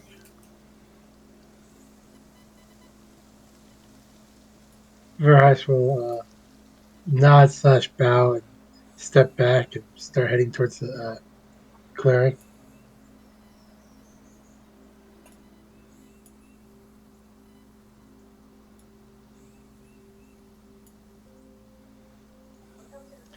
And I will again thank them for the meal and apologize for disturbing their peace and And leave it the was clearing. beautiful singing.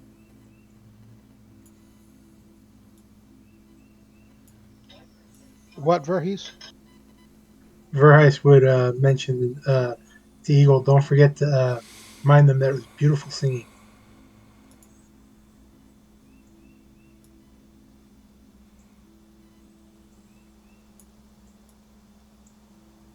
Beautiful voices. Yeah, I'll tell them that we enjoy listening to their beautiful voices.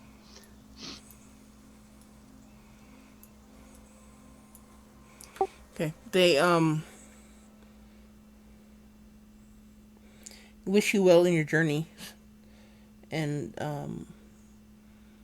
they bow kindly to you as well, Elro, as you thank them in Elven. Um, they wish you well in your journeys, and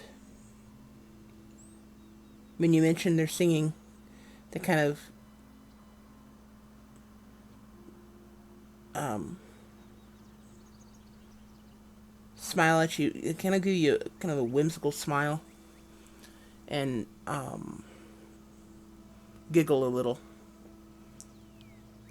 and bow again. Um,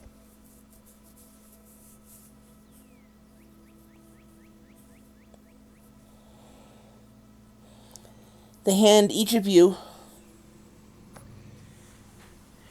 um, a bouquet of leaves with a single flower bloom in the middle. Um, Aurel, yours is a poinsettia. Um, it's unusual, but it is large. It is a large and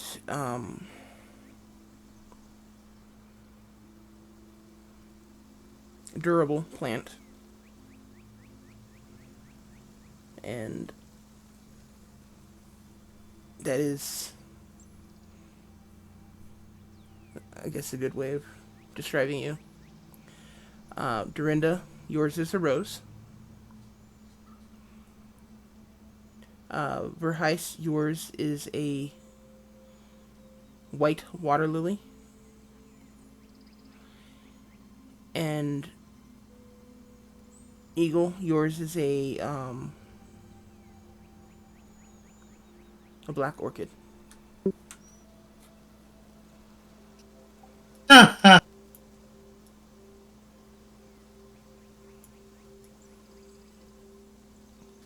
Because you're evil.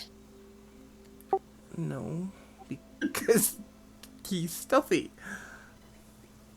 Oh wait, that was eagle. Crap. Okay, I thought it was Verheis. I was like, I did too.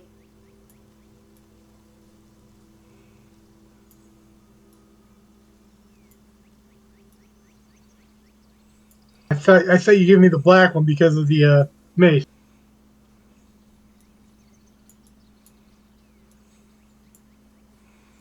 black for stealth totally makes sense. Yes. No, they don't mention the gnome at all. They don't go anywhere near it.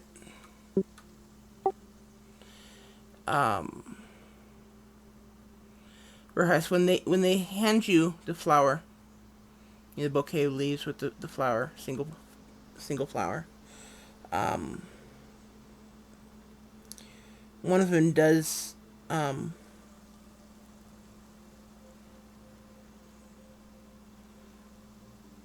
brush up against the mace on your hip, and she jumps back as if it bit her or burned her, or, stung her. She jumps back and kind of hisses at it. I slip and I say,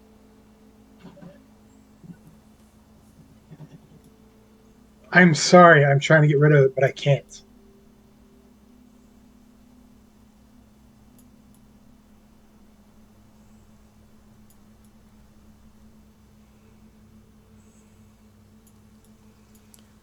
You slip and you say, I'm not sure what you mean by that.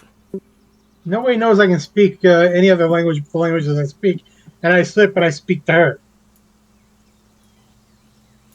Flip up. What? Oh, gotcha. What language do you speak then? He's using his ability.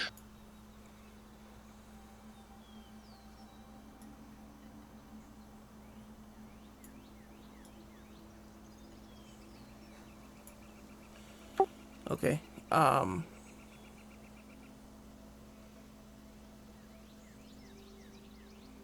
So that doesn't make you speak a specific language. You just speak it.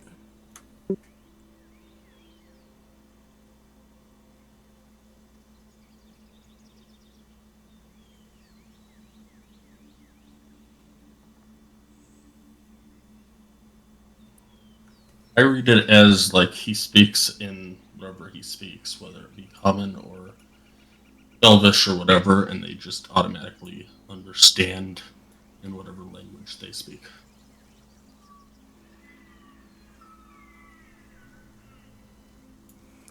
I don't know if that's really Okay. what it's supposed to be, but That's the way it's gonna work now.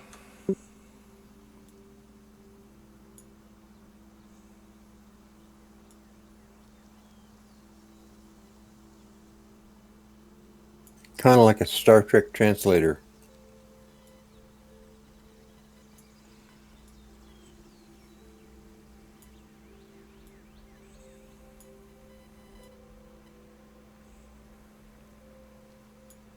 Yeah, so I speak in common, but I speak to her. And she hears it in her language.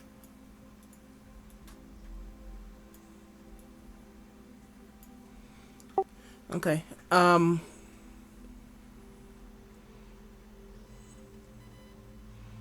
She kind of. She doesn't really respond. She just kind of gives you a kind of a irritated or disappointed look, and backs away and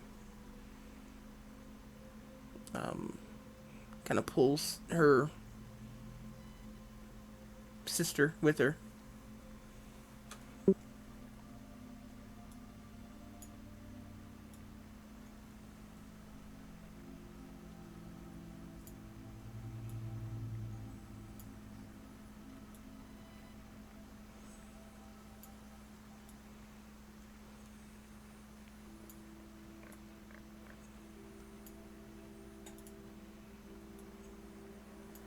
He says in his he still speaks where she can hear it, but as he turns around, I wish there was a way I could get rid of it.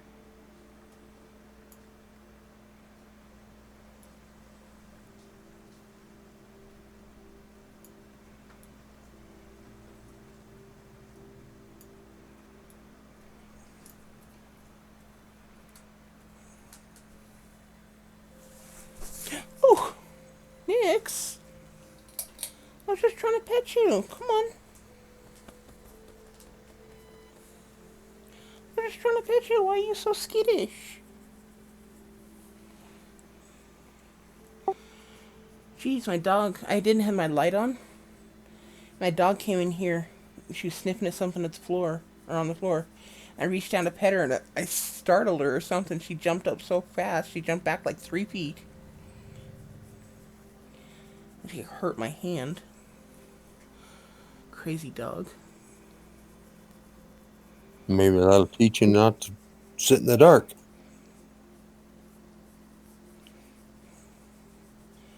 Well, she had to know I was in here.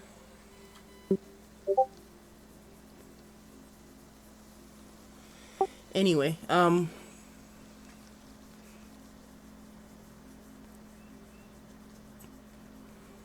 yeah. You guys, after this exchange, what do you guys do? You guys start leaving? Okay, that's enough. Thank him for the flowers and go ahead and proceed back onto the mission at hand. Okay, I know poinsettias are huge, but Elder will somehow try and get it put into his hair.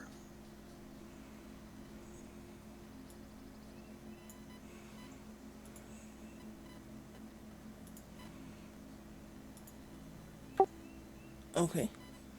You could like strap it to the side of your head, I guess. It's an agrious thing, so he's just trying to get it up there.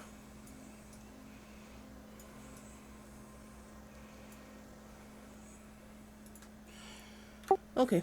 Um, let's go ahead and take a break with that. Um, I I got a question. We Okay. moved. We moved. You said southeast is where that was at. yes. Okay. Oh, on the map, it's just a big black spot. You wouldn't have moved much. I'll take a little dip out of that, but you wouldn't have gone very far according to the map. Uh, well, I was just trying to figure out where the water was at. Oh, it's Over not by actually, it's not actually shown on the map. it's a There's a magical little. place. It was a little crick in the middle of trees. I was just didn't wanted to know. It's okay to have OCD and say, "I really want that black thing out of there." Yes, we do. You can't do that unless we pass through it. Yeah, I've tried to buy a whole bunch of maps. It don't.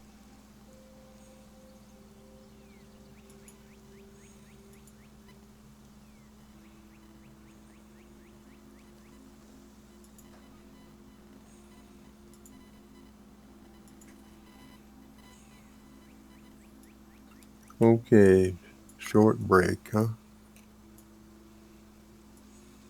Yeah.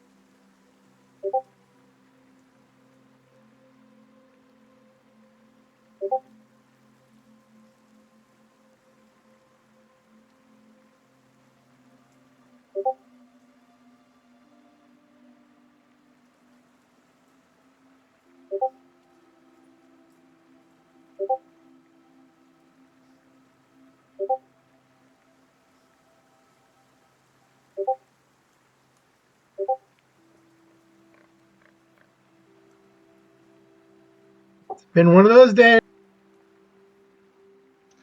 I'm here. Murgle, gurgle, gurgle, murgle, murgle, murgle, gurgle, gurgle. I was hoping that those creatures would get rid of the mace.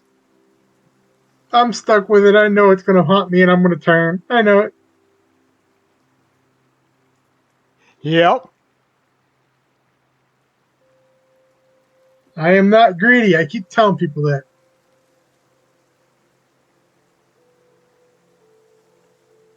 Well, you're going to be now. Shut up.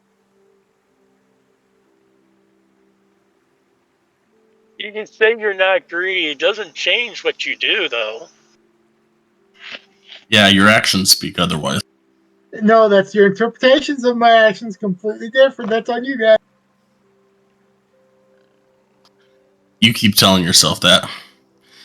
The That's on truth you guys. is that the truth is the voice in your head knows. Well, both voices, your voice and the seductive voice, both know that you're greedy. Okay, I know what would take. It would say, okay, let me do this, but the voice has to find it first.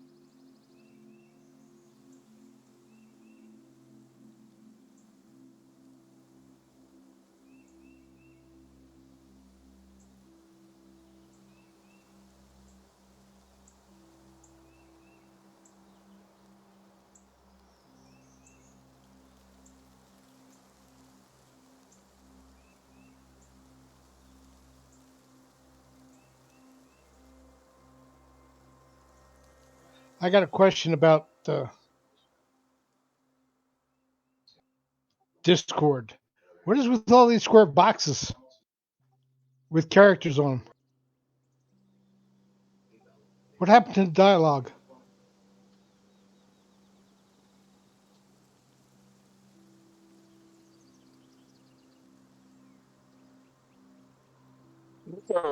Links to short videos. Oh, These were TikTok videos. They were like 10 to 15 seconds long.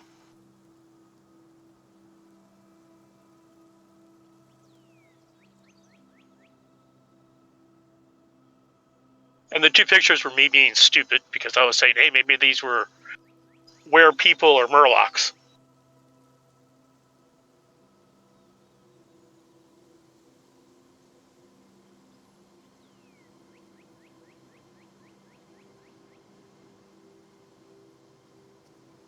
White specifically said not to bring any movie puns into the river that was running through the map. So when he mentioned waterfall, he didn't say anything about you know songs. He just said movies. So I said, "Don't go chasing waterfalls." You know, I have had that song in my head ever since now. That and every once in a while it skips over to some Prince song.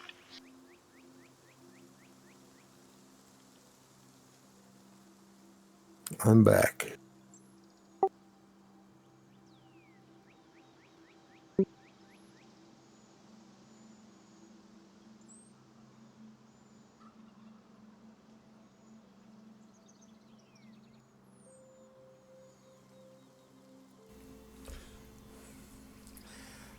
That actually sounded pretty good, Sky.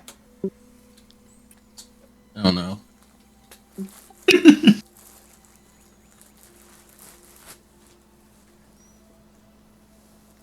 Oh crap! We're still recording, aren't we? Damn. That's gonna live on the I need internet to forever. I need to You think are not living what that I one down. what I need to think about what I'm doing before I do it. Damn it! Karaoke anyone?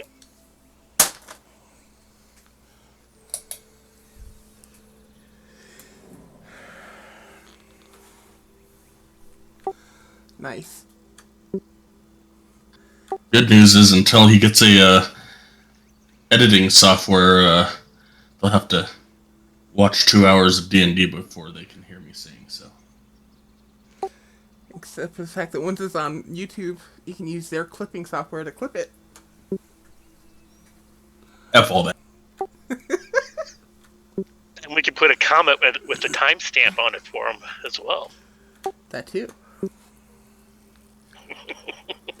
For all those ladies out there that was wanting to hear Elrose sing, Do you know what's going on there now? All those ladies. Well, that is Opal. That's about where it ends. I don't think she's even visited, so far as I know.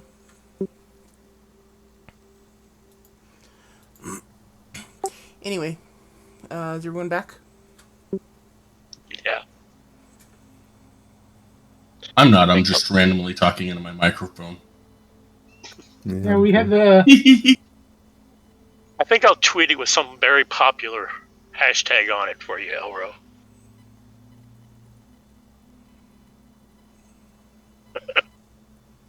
Not run away.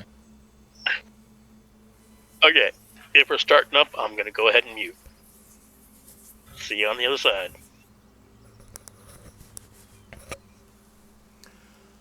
Okay. So this little side trip has taken you about an hour, hour and a half. Well, let's see. Let's say about 2 hours. With eating lunch and travel time between the road and the clearing, and then back from the clearing to the road. Would total about 2 hours.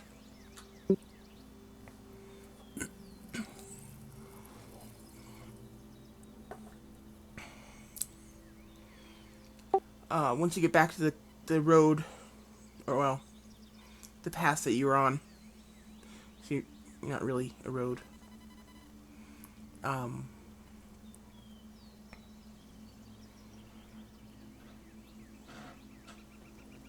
You guys just want to continue on, or yes. Yeah.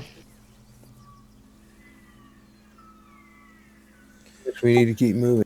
okay, Elros, Constitution saving throw.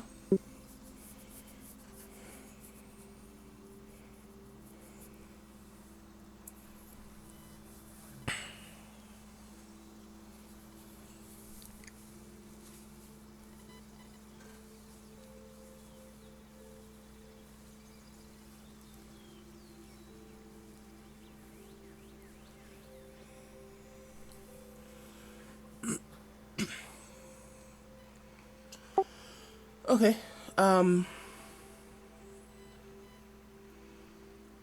You managed to be able to keep up with the party fairly well.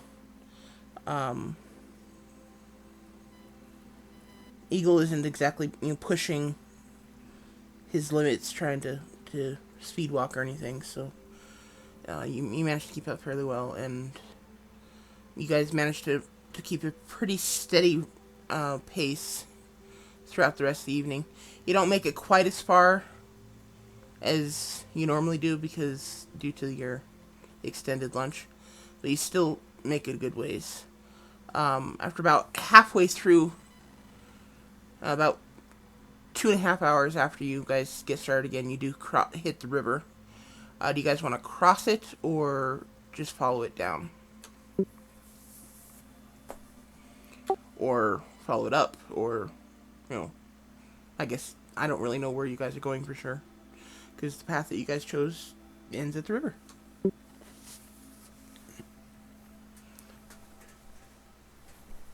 I think we could cross the river and pick up the path on the other side and follow it as far west as it goes, and then leave the existing path and go off toward the mountain. Not want go Shira?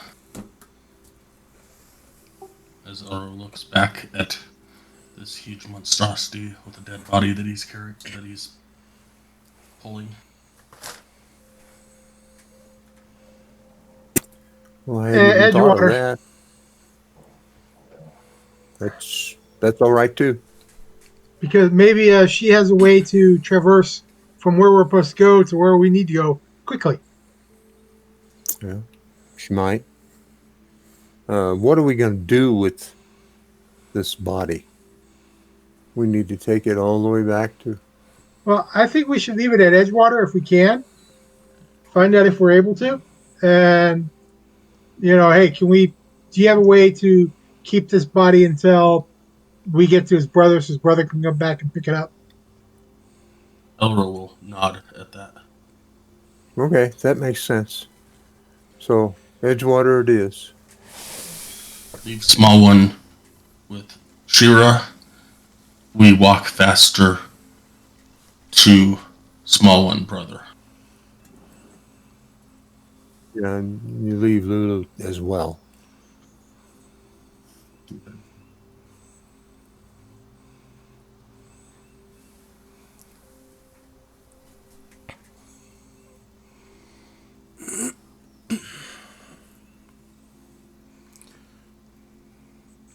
Okay, so are you crossing the river? Or are you just gonna follow the river south?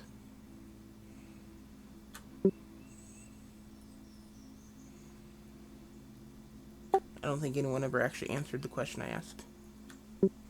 I don't think we did either. It was me. I would say we go like that, but we could also just might be longer to do that.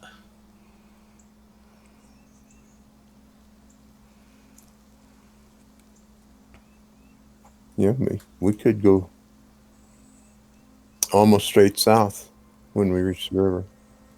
That's what I was thinking. Head straight south. Yep. That seems reasonable. It would shorten our trip by half a day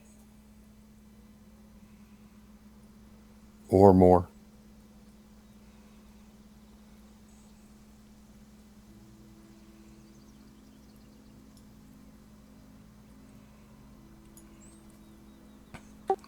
Okay, you reach the river and you start heading south.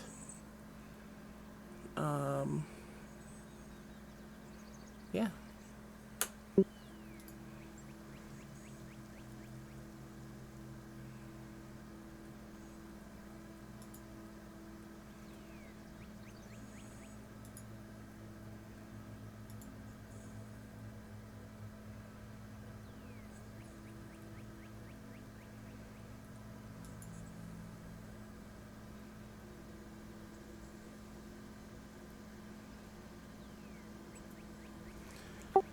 So you just want to go south to the river and then continue on this side of the river, or cross the river, or what?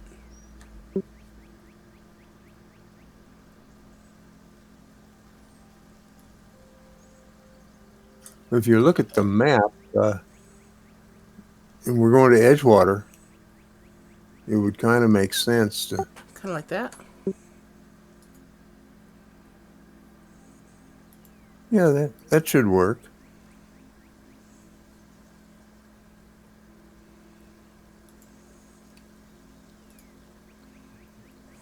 Probably be easier to cross the river before it gets so wide.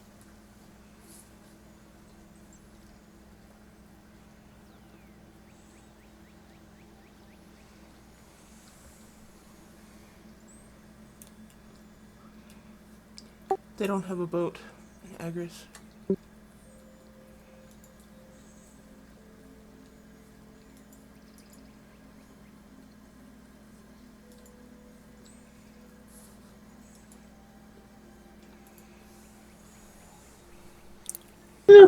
Boat on that side?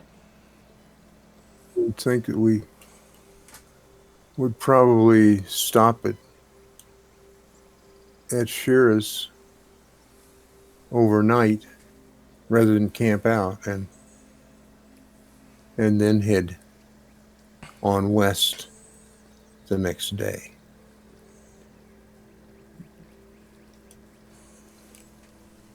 Let's walk the on the east side of the river until we get to Edgewater and see if they can have a boat that gets them over.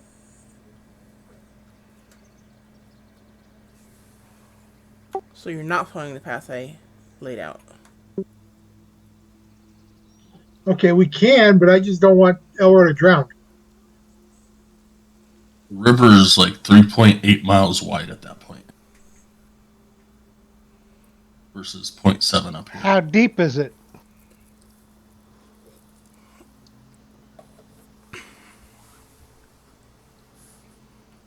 Can't you swim, Elro?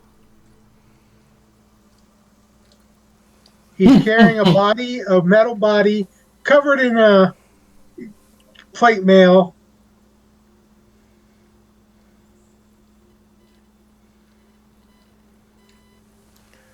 He's never had any trouble getting across the river before. Oh, I thought he did before. Just Okay, saying. never mind. Okay, then fine. I've never had issues crossing the river. But as far as actually doing the swimming portion, I mean, typically I'm taller than the water, or taller than the water level.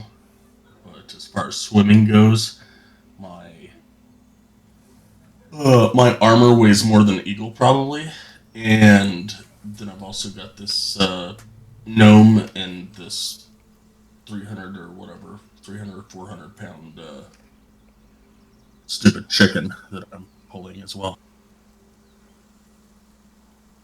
Well, we may be able to help you some with that. Not sure how, but maybe. Okay, so you're following the path I laid down or not? I just need to know, guys. Yes, we are. Yes, we are. Yes. Yes, that's fine. I just want to know how deep it is. Now that we all agree, I'm thinking, hey, we should do this, like this, and then make white. I'm good with that. You did pretty good at that.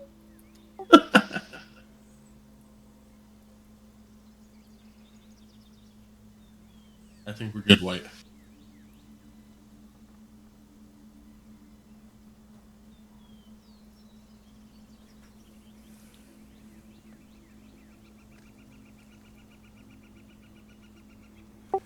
Okay.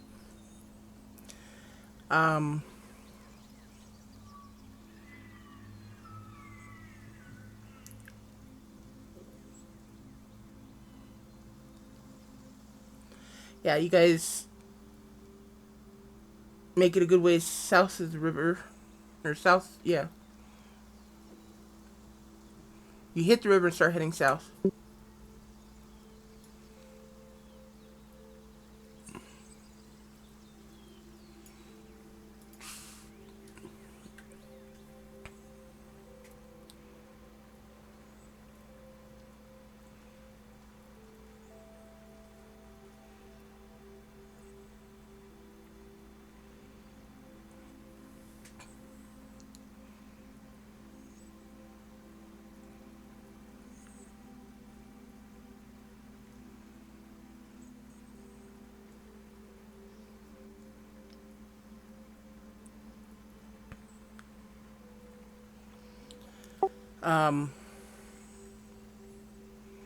Night comes, or the sun starts to set, and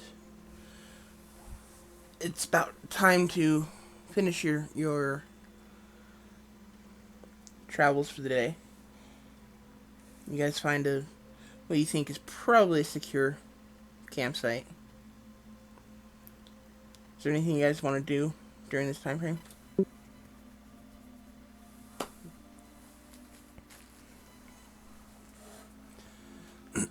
You have about 4 hours between ending your travels and needing to sleep. Okay. We get settle down, and then I want to take those rabbit skins and start scraping them. I'm gonna start. I have 10 sets of the it looks like, so I'm gonna start making potions, and I'm gonna try to make the good ones. Okay.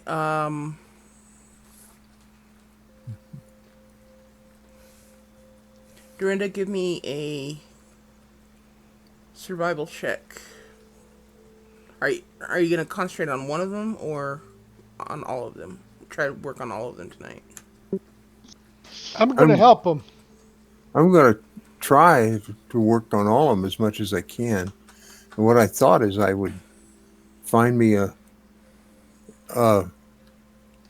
fair sized flat rock that would fit in my hand and turn it up on edge and use it to scrape the leather side of the skin. Okay. I don't know how long that's going to take. I might be able to do, one in an hour. I may maybe take all 4 hours to do one. I was trying to scrape all of the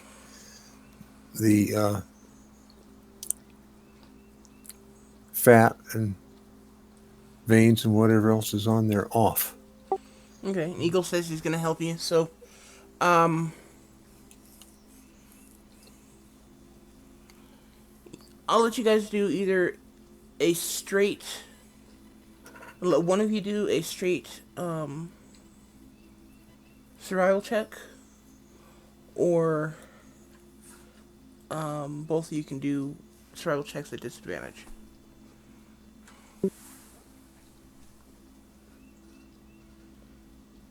Well, he has much better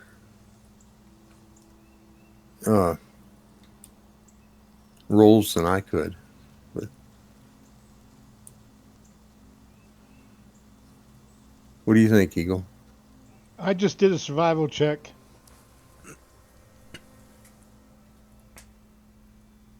Yeah, at that point you can either go this straight or the or this negative.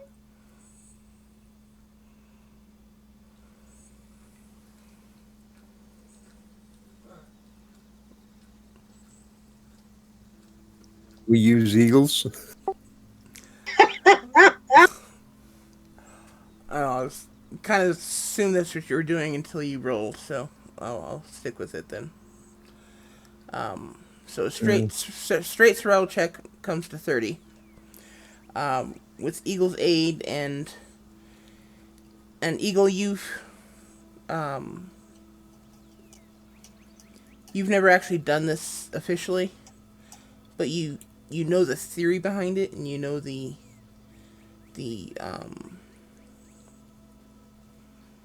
you've seen people doing it in your travels, tanning hides, and so you know the theory behind it, and you've just never actually put it into practice.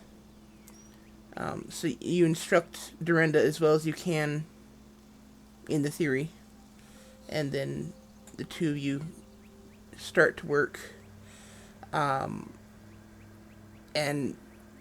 it actually goes really well.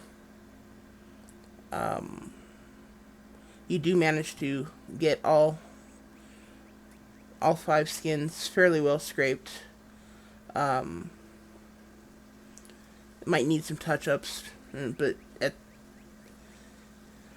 by the time the 4 hours is up, you guys are both your hands are cramping and raw, and yeah, you're just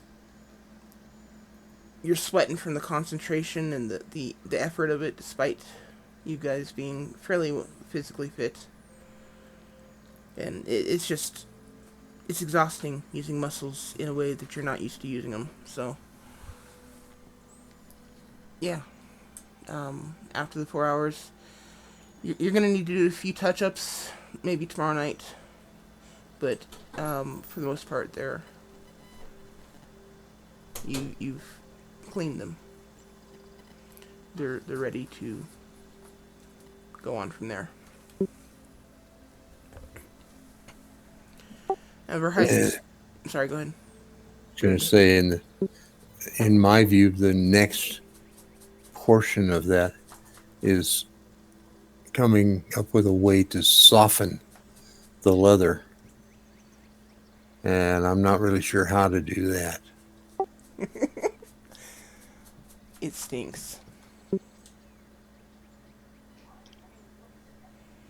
They Maybe so we can ask somebody in Stillwater if they know the process. And yeah, with them Edgewater? scraped clean, um, they will last a lot longer without you having to worry about them rotting. Okay, so when we get to Edgewater, we'll see if there's somebody there who knows how to tan hides.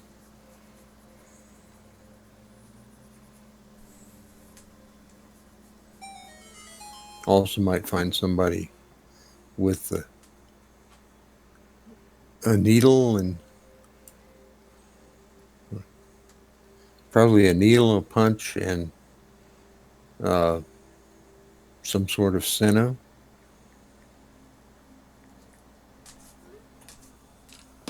or with one Sinew? extra sinew, Okay.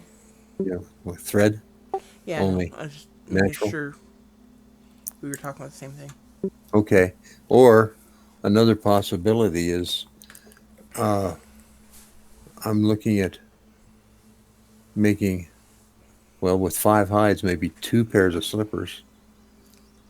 And we could use the fifth one in long, narrow strips without the fur on them to sew them together with that, like a lace.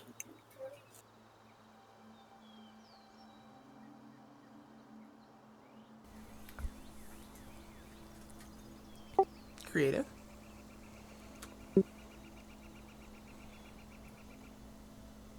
Well, we'll see, but I'd like to talk to a tanner first if I can.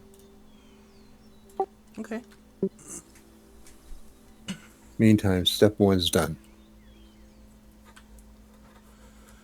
Yes, they will last a lot longer without rotting, as once they've been cleaned.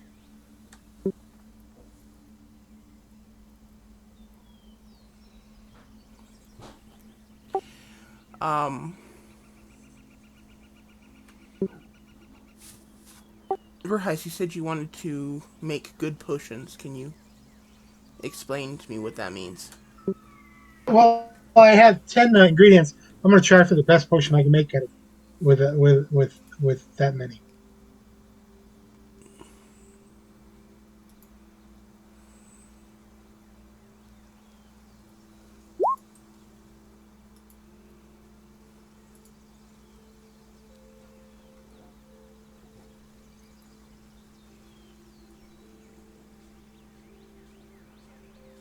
Oh, Tim. Tim says not the time. So, okay, the best that I can make with the time that we've got.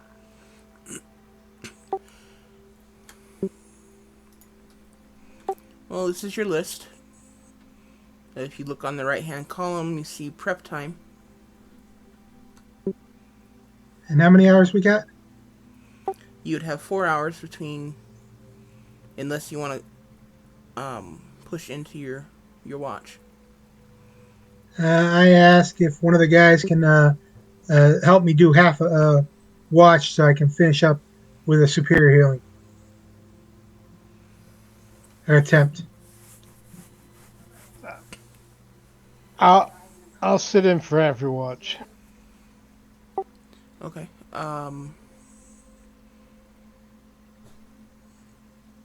Okay, and it takes 4 supplies.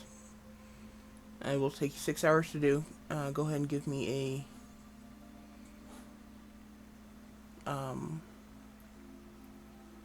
a herbalism kit roll, and I will let you use intelligence, wisdom, or charisma.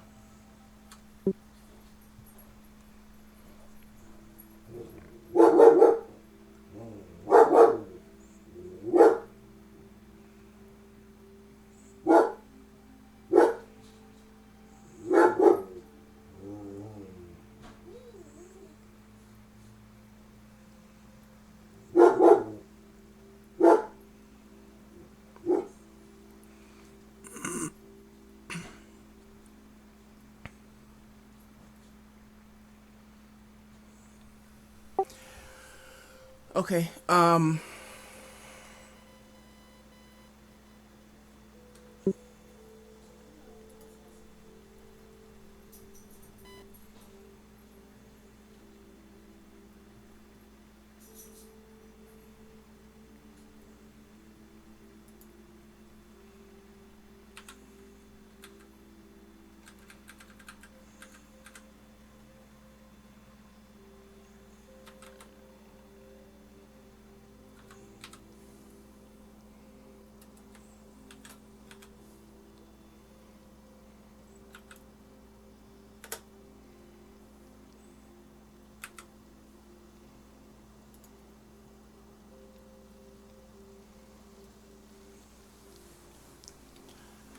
Okay. You managed to make the potions, or you managed to follow the instructions that you have learned, and things just don't quite turn out the way you want. You do manage to make potions, two of them, as a matter of fact. Unfortunately, they're not the superior potions. You end up with two greater healing potions, instead of the one superior that you're looking for.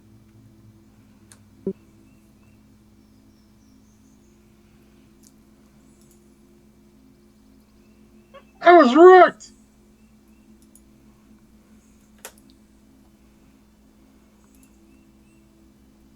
You cost me sleep.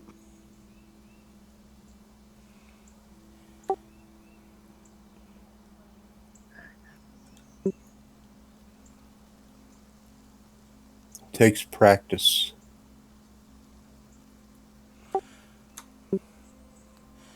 Yeah, I might have to adjust my scale on that because that seems a little. Got a 20 and still didn't get your potion. That seems a little wrong.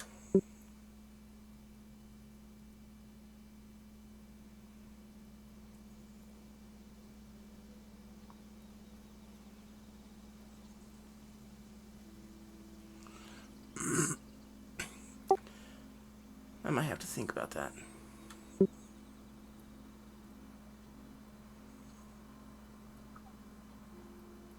But anyway, yeah, you got two greater healing potions.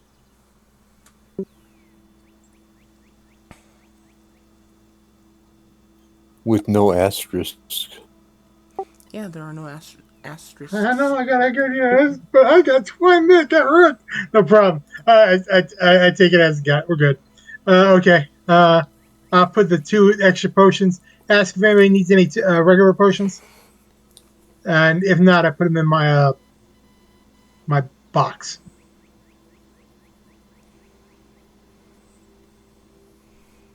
Okay. Which is then goes into your bag of holding. Is that correct? Correct. Okay. So does anyone need those potions? I already have plenty. Elro, Eagle? Greater healing potions? Oh no, I How needed much? those. I kept those. Oh, you kept them? Oh, never mind. Ignore that. I have two aggro potions for. Okay, Elro, Eagle. Regular healing potions. I'll take one. Or we'll take the other.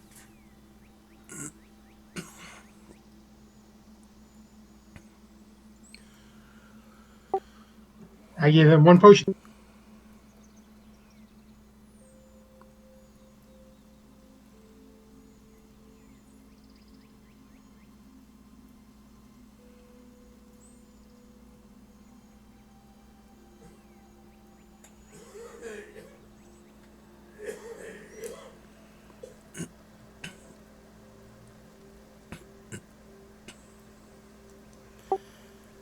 Elro, your picture of the dryads, um,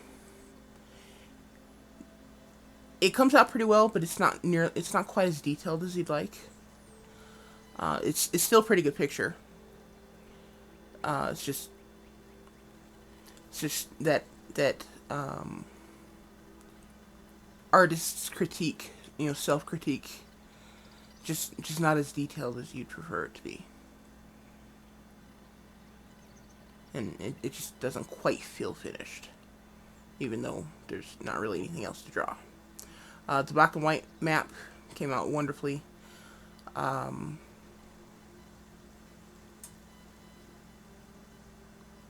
The frustration of not getting the detail into the picture of the dryads, you pushed into getting excellent detail on the map.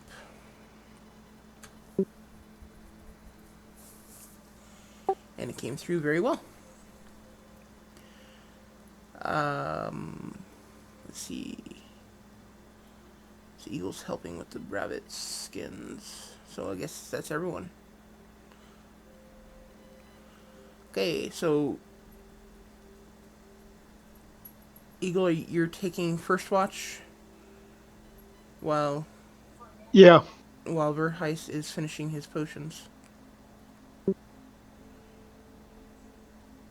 If you're going to do that, I'm going to bed down. And I'm realizing since we didn't go and forage, I'm going to take a ration. Anybody else want a ration? If we have a group ration, sure. Hmm? Yeah, Dorinda's carrying rations for everyone at the moment. Yes. I know we had individuals, but I didn't know how many more we have of those group rations. Hi, I'll take a girl. ration. Hi, sweet girl. Yes. Yes, it's my girl. Yes, you are. I believe we have 6 rations left. And Elro won't want them. Oh, because they got the meat in them. That's Yes. right.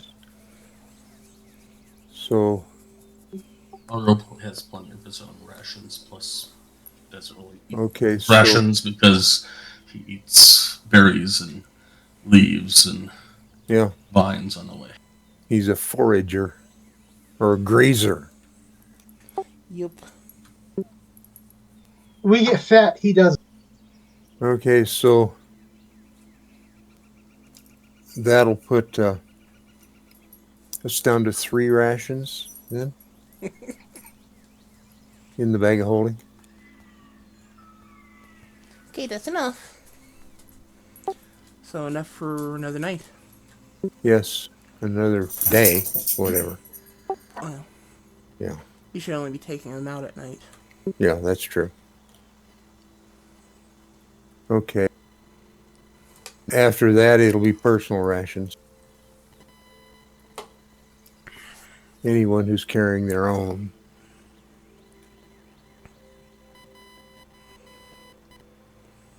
I know I am. Everyone should be carrying some of their own rations. Okay. Eagle, give me a perception check for your watch.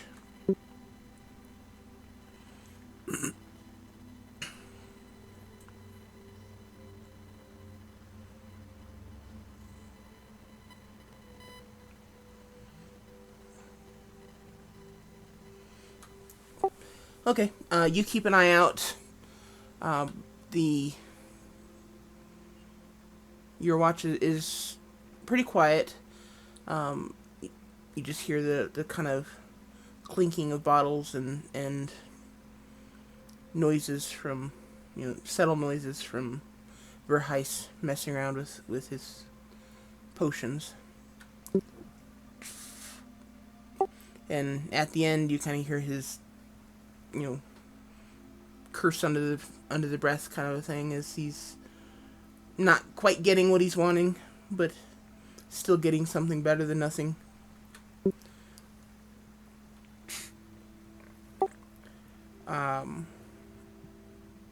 Yeah, after your 2 hours, the watch was uneventful. Nothing really happened outside of Verheis making some potions.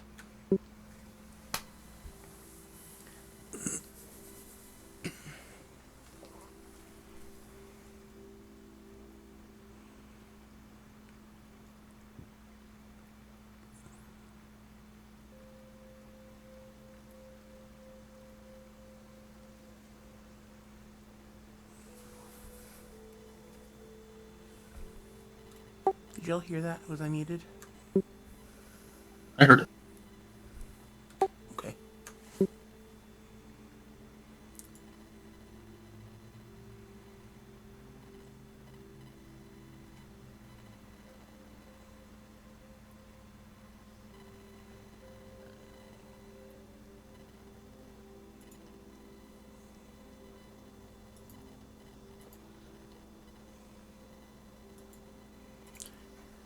Okay, so Eagle heads off to bed.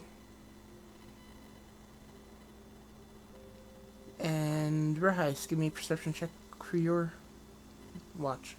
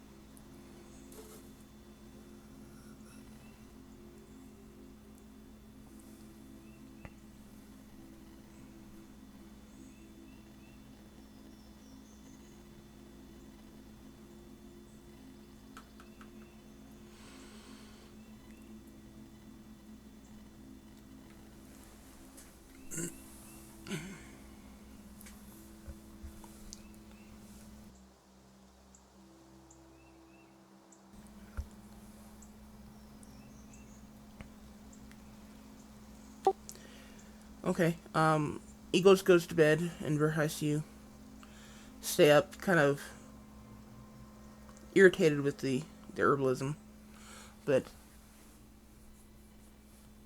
you realize you did get 2 greater healing potions, which normally takes 8 hours to make, but you made them in 6. So it's not a terrible trade-off. Um,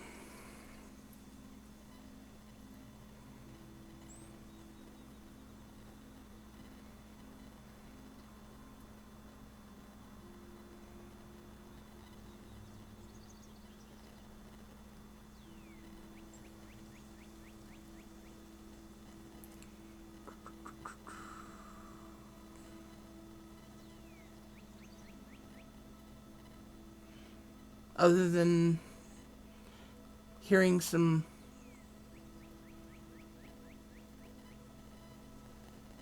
the sounds of natural nocturnal creatures, your watch is also pretty quiet. There's not really a whole lot to report for yours either. Then I grumble a little bit, but I do it with a smile since I did complete 2 drinks and nobody helped me do them. So I'm grumbling. I'm not walking around listening to night.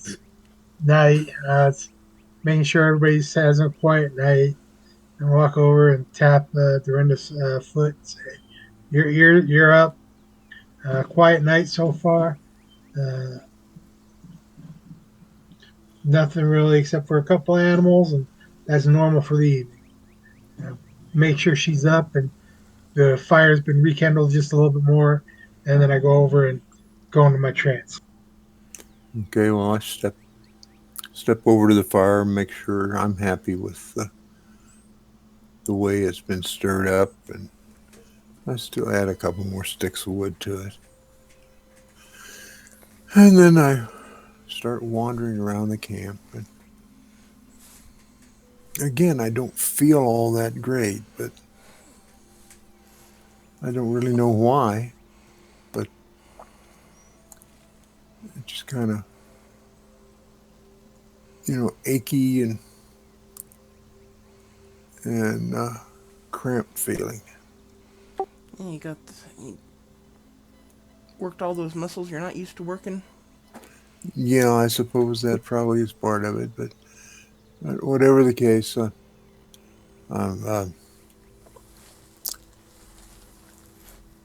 I don't feel sleepy. I just feel achy. So I'm going to just follow along with my watch.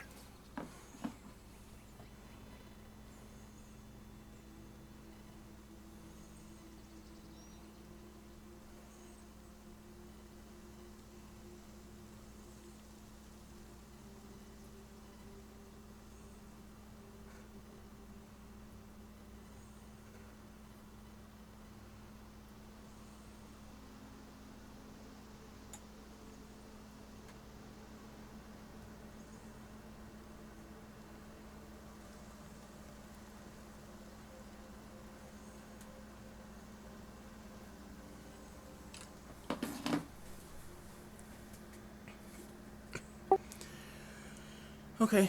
Um. Again, you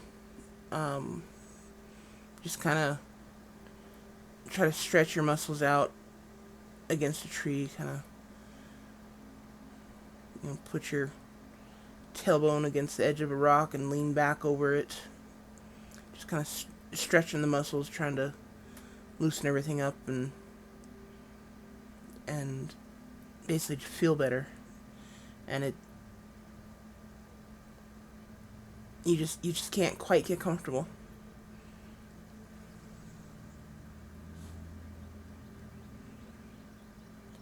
Um, Eventually, you kind of sit down on the edge of the rock, just kind of start staring off into the distance, and again, you just kind of blink, and next thing you know, it's daylight.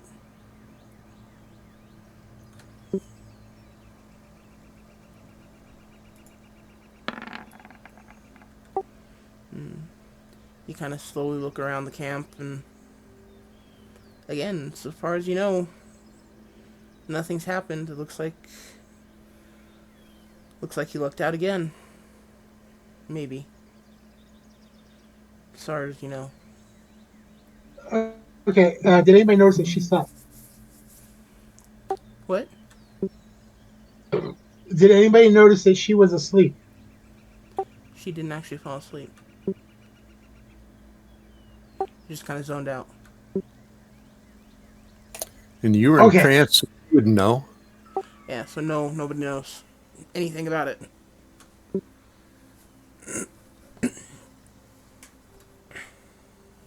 Why are you always trying to pick on Dorinda? I'm Why not do you picking on keep you. rolling single digits? Well, I don't have any control over that. But every time I do anything, Verheis for sure, and lately you, Elro, have a negative comment about it. I'm not sure that Elro has a negative comment about it, but it depends on what's going on and what the situation is.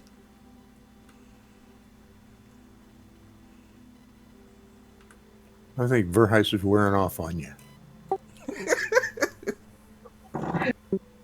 Okay, the way the DM said, not that you notice. Okay, if one of us noticed, I gotta check my bag. Okay, no one noticed. I can't check my bag for no reason.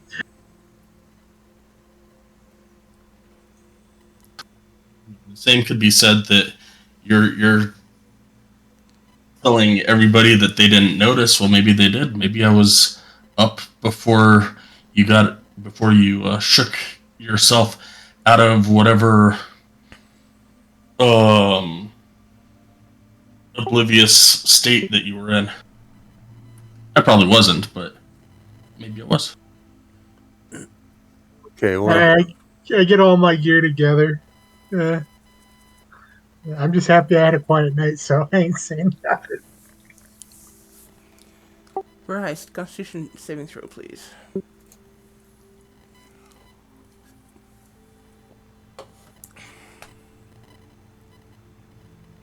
Oh, I asked a question. Did my exhaustion level go back to 0? It would have gone back to 0 after your last fight.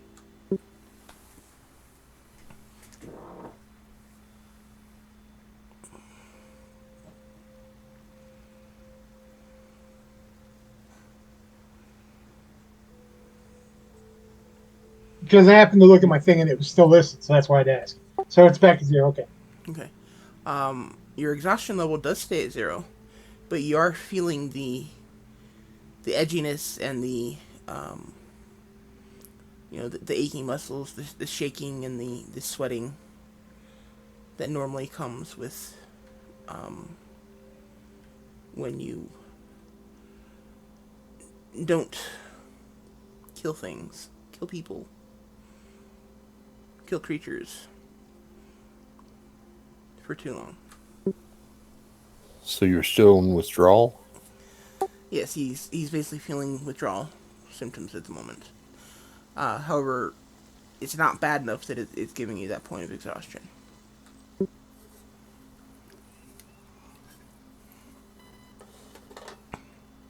So at this point, there's nothing mechanical to market, just RP. And no visit from your female voice, Not last night. gas trance. Well, good. Maybe you're getting better. No, that's what I said. I wasn't worried about you at all. I was worried about me and my dreams. But I was just asking, okay, I always got to check for the DM because I'm not used to it.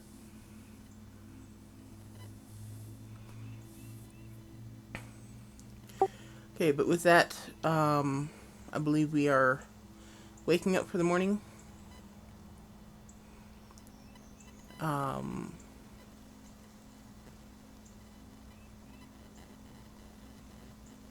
and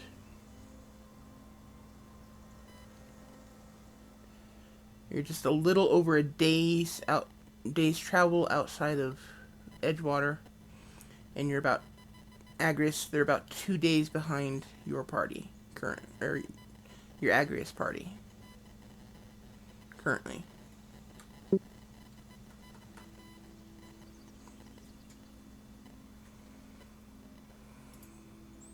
They might actually get to Edgewater before Agrias does.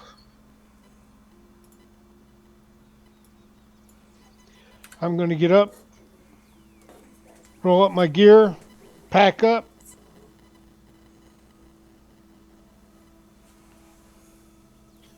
Get up and pack up, and I'm ready to go. I'm ready to go. I'll put out the fire, and we're ready. I'll munch the rest of my ration on the way. That's what I was going to do. I'll lead out. Hey, Elro, would you like some help with that? You've been pulling that for days. Would you like me to help you with it? Elro shrugs. Yes, shrug, or no shrug?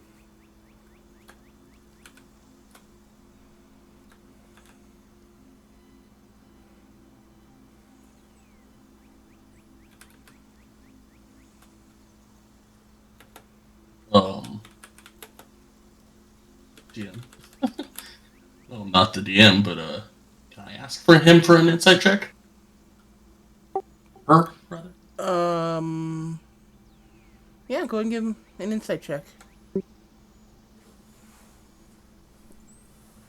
You mean for me to have an insight check and see that I Into understand? his shrug. Yes. See if you can.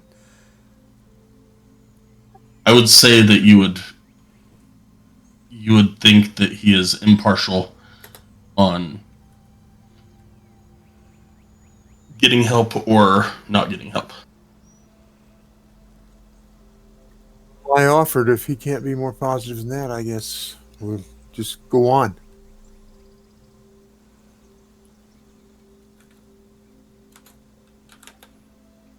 I look at Elro and I say, what can I, okay, what is it that I can physically lift? I know you're stronger, but is there any of the light stuff that I can alleviate some of your load so you don't have to carry as much? Or please give me the lighter stuff.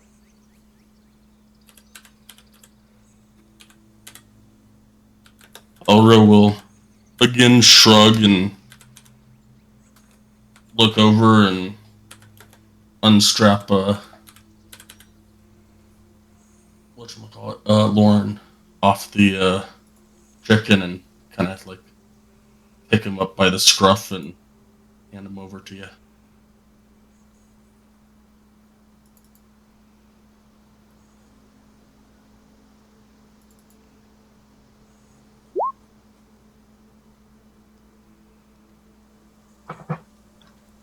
You gave me the dead gnome then? What did you give me? Yes, I gave you the dead gnome. Okay, I pick up the dead gnome. And he doesn't smell. Well, I don't think he smells. He shouldn't Yeah. smell because he was, You use that magic. the magic on him to preserve him. Eternal repose.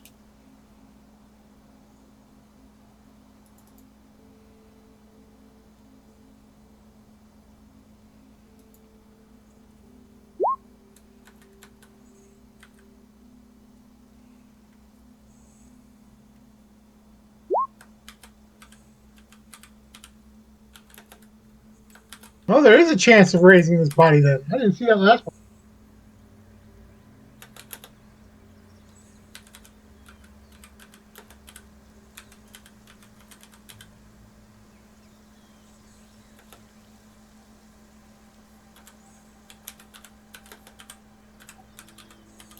We've done everything for the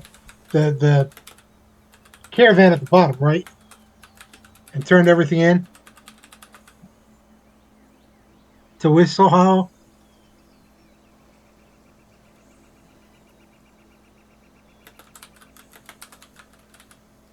I think we turned it into the dogs met us at some point before the undead area.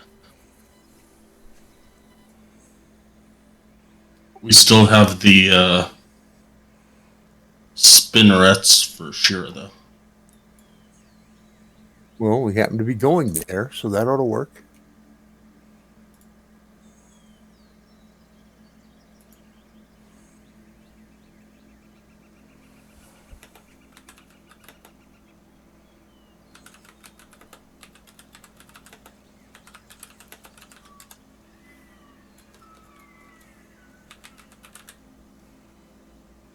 Okay.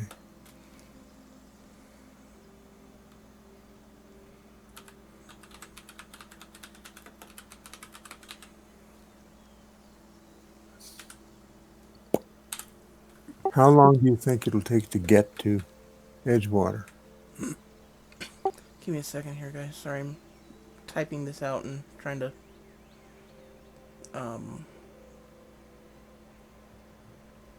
details. Yeah. Shut up.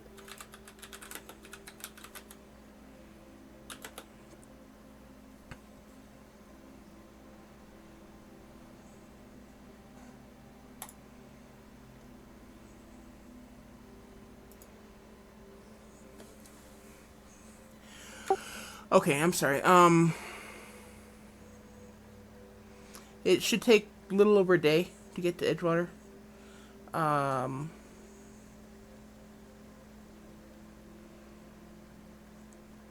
you should be there by lunch on the day following next. Okay, that little blue marker then is where we'll end up at the end of today. No, that is Katerin and what's his name's house. Go. Okay. That we don't know about. Yeah, the yellow marker is, or the yellow aura is, your third daily travel range. Oh, okay.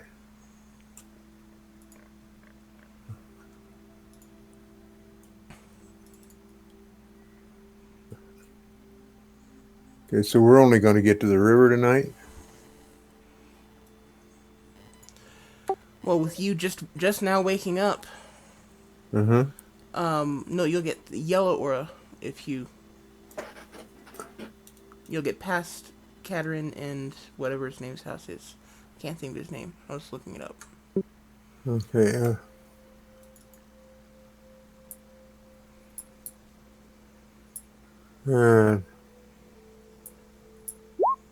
you say yellow aura, huh? Like 32 miles. At 30. So we'll get about right there.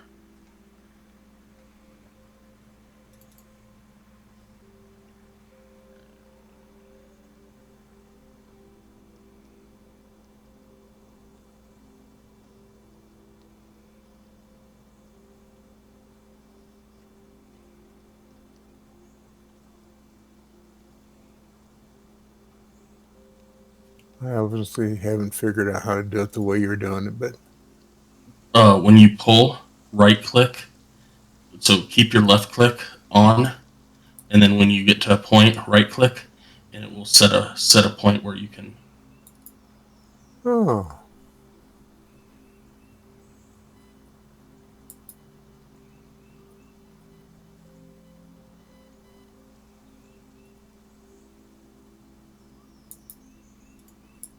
well, I'm obviously not as good at you, but that little circle is, you said 32 miles?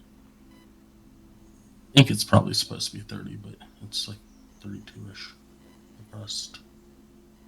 From from way back there? Just the aura. So you go from one side of the aura to the next side of the aura. Oh, okay. Of course, that's assuming I No. don't get a 2 on my Constitution saving throw. Your travel distance is from the token to the end of the yellow aura. Yeah.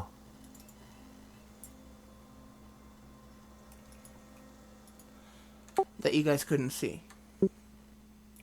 Oh, that explains a lot more, because You were saying something about yellow, and I wasn't seeing any yellow, and I was confused. seeing the red aura going, okay, colorblind, okay, that's all right. Yes, the red aura is how far you should be by lunch. Okay. I understand now. So, so that means we're ready to go then? I've been I'm ready. ready. Yeah, I'm thinking we should actually go ahead and call it here. And pick it up next week. Seems like a good place to call it.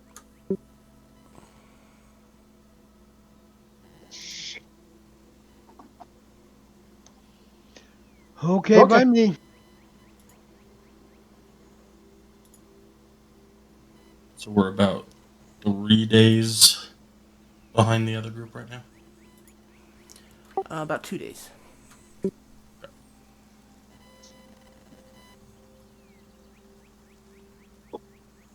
He's had a really exciting life.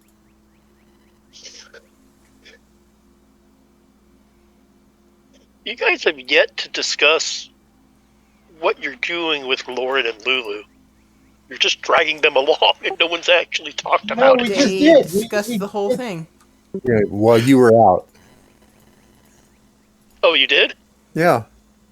We couldn't tell you. Oh. We had to just talk about it. No, actually, I didn't realize Okay. you weren't here when we were talking about it. But I think we're going to leave you at Shira's house until we come back. Okay, that makes sense. Mhm. I think. I guess. Not up to me. Well, you don't have much of a say in it, I'm afraid, unfortunately. No, that's what I said. It's not up to me. You would just How many relieve it. days Any have good been dead feeling before you that guys? you might have killed with Elro after carrying your dead body all over the place? I'm pretty sure he no longer has. Well, I think how many days did it take you guys to finally talk about him? In game, I mean. I mean, because he died, what, 3 or 4 days ago? Yeah, but at that point, there was no talking to Elro about you. He wasn't going to leave you, so we just went along with it. Well, actually, I think we did talk about it originally as going to find his brother and giving the body to the brother. But after seeing Elro struggle, not just emotionally, whatever, hey, I'm going, but I ain't going as fast as I used to. Let's see if we can take care of something else. So that initiated today of, hey, are we going directly up to the mountain, or are we going to stop by the town? Well, if we go to the town, we can see if we can drop the body off. Let's go to town. Makes sense. Like that, we can give her spinnerets and Oh, I forgot all that we spinnerets. can get a little rest, and since we're going that way, I may be able to get some information, or Eagle and I may be able to get some information on tanning. So maybe I'll do a better job. Yeah. I'm sure there's somebody at Edgewater that's a tanner. Yeah, you would think. Whatever. You actually might find a tanner along the way. Well,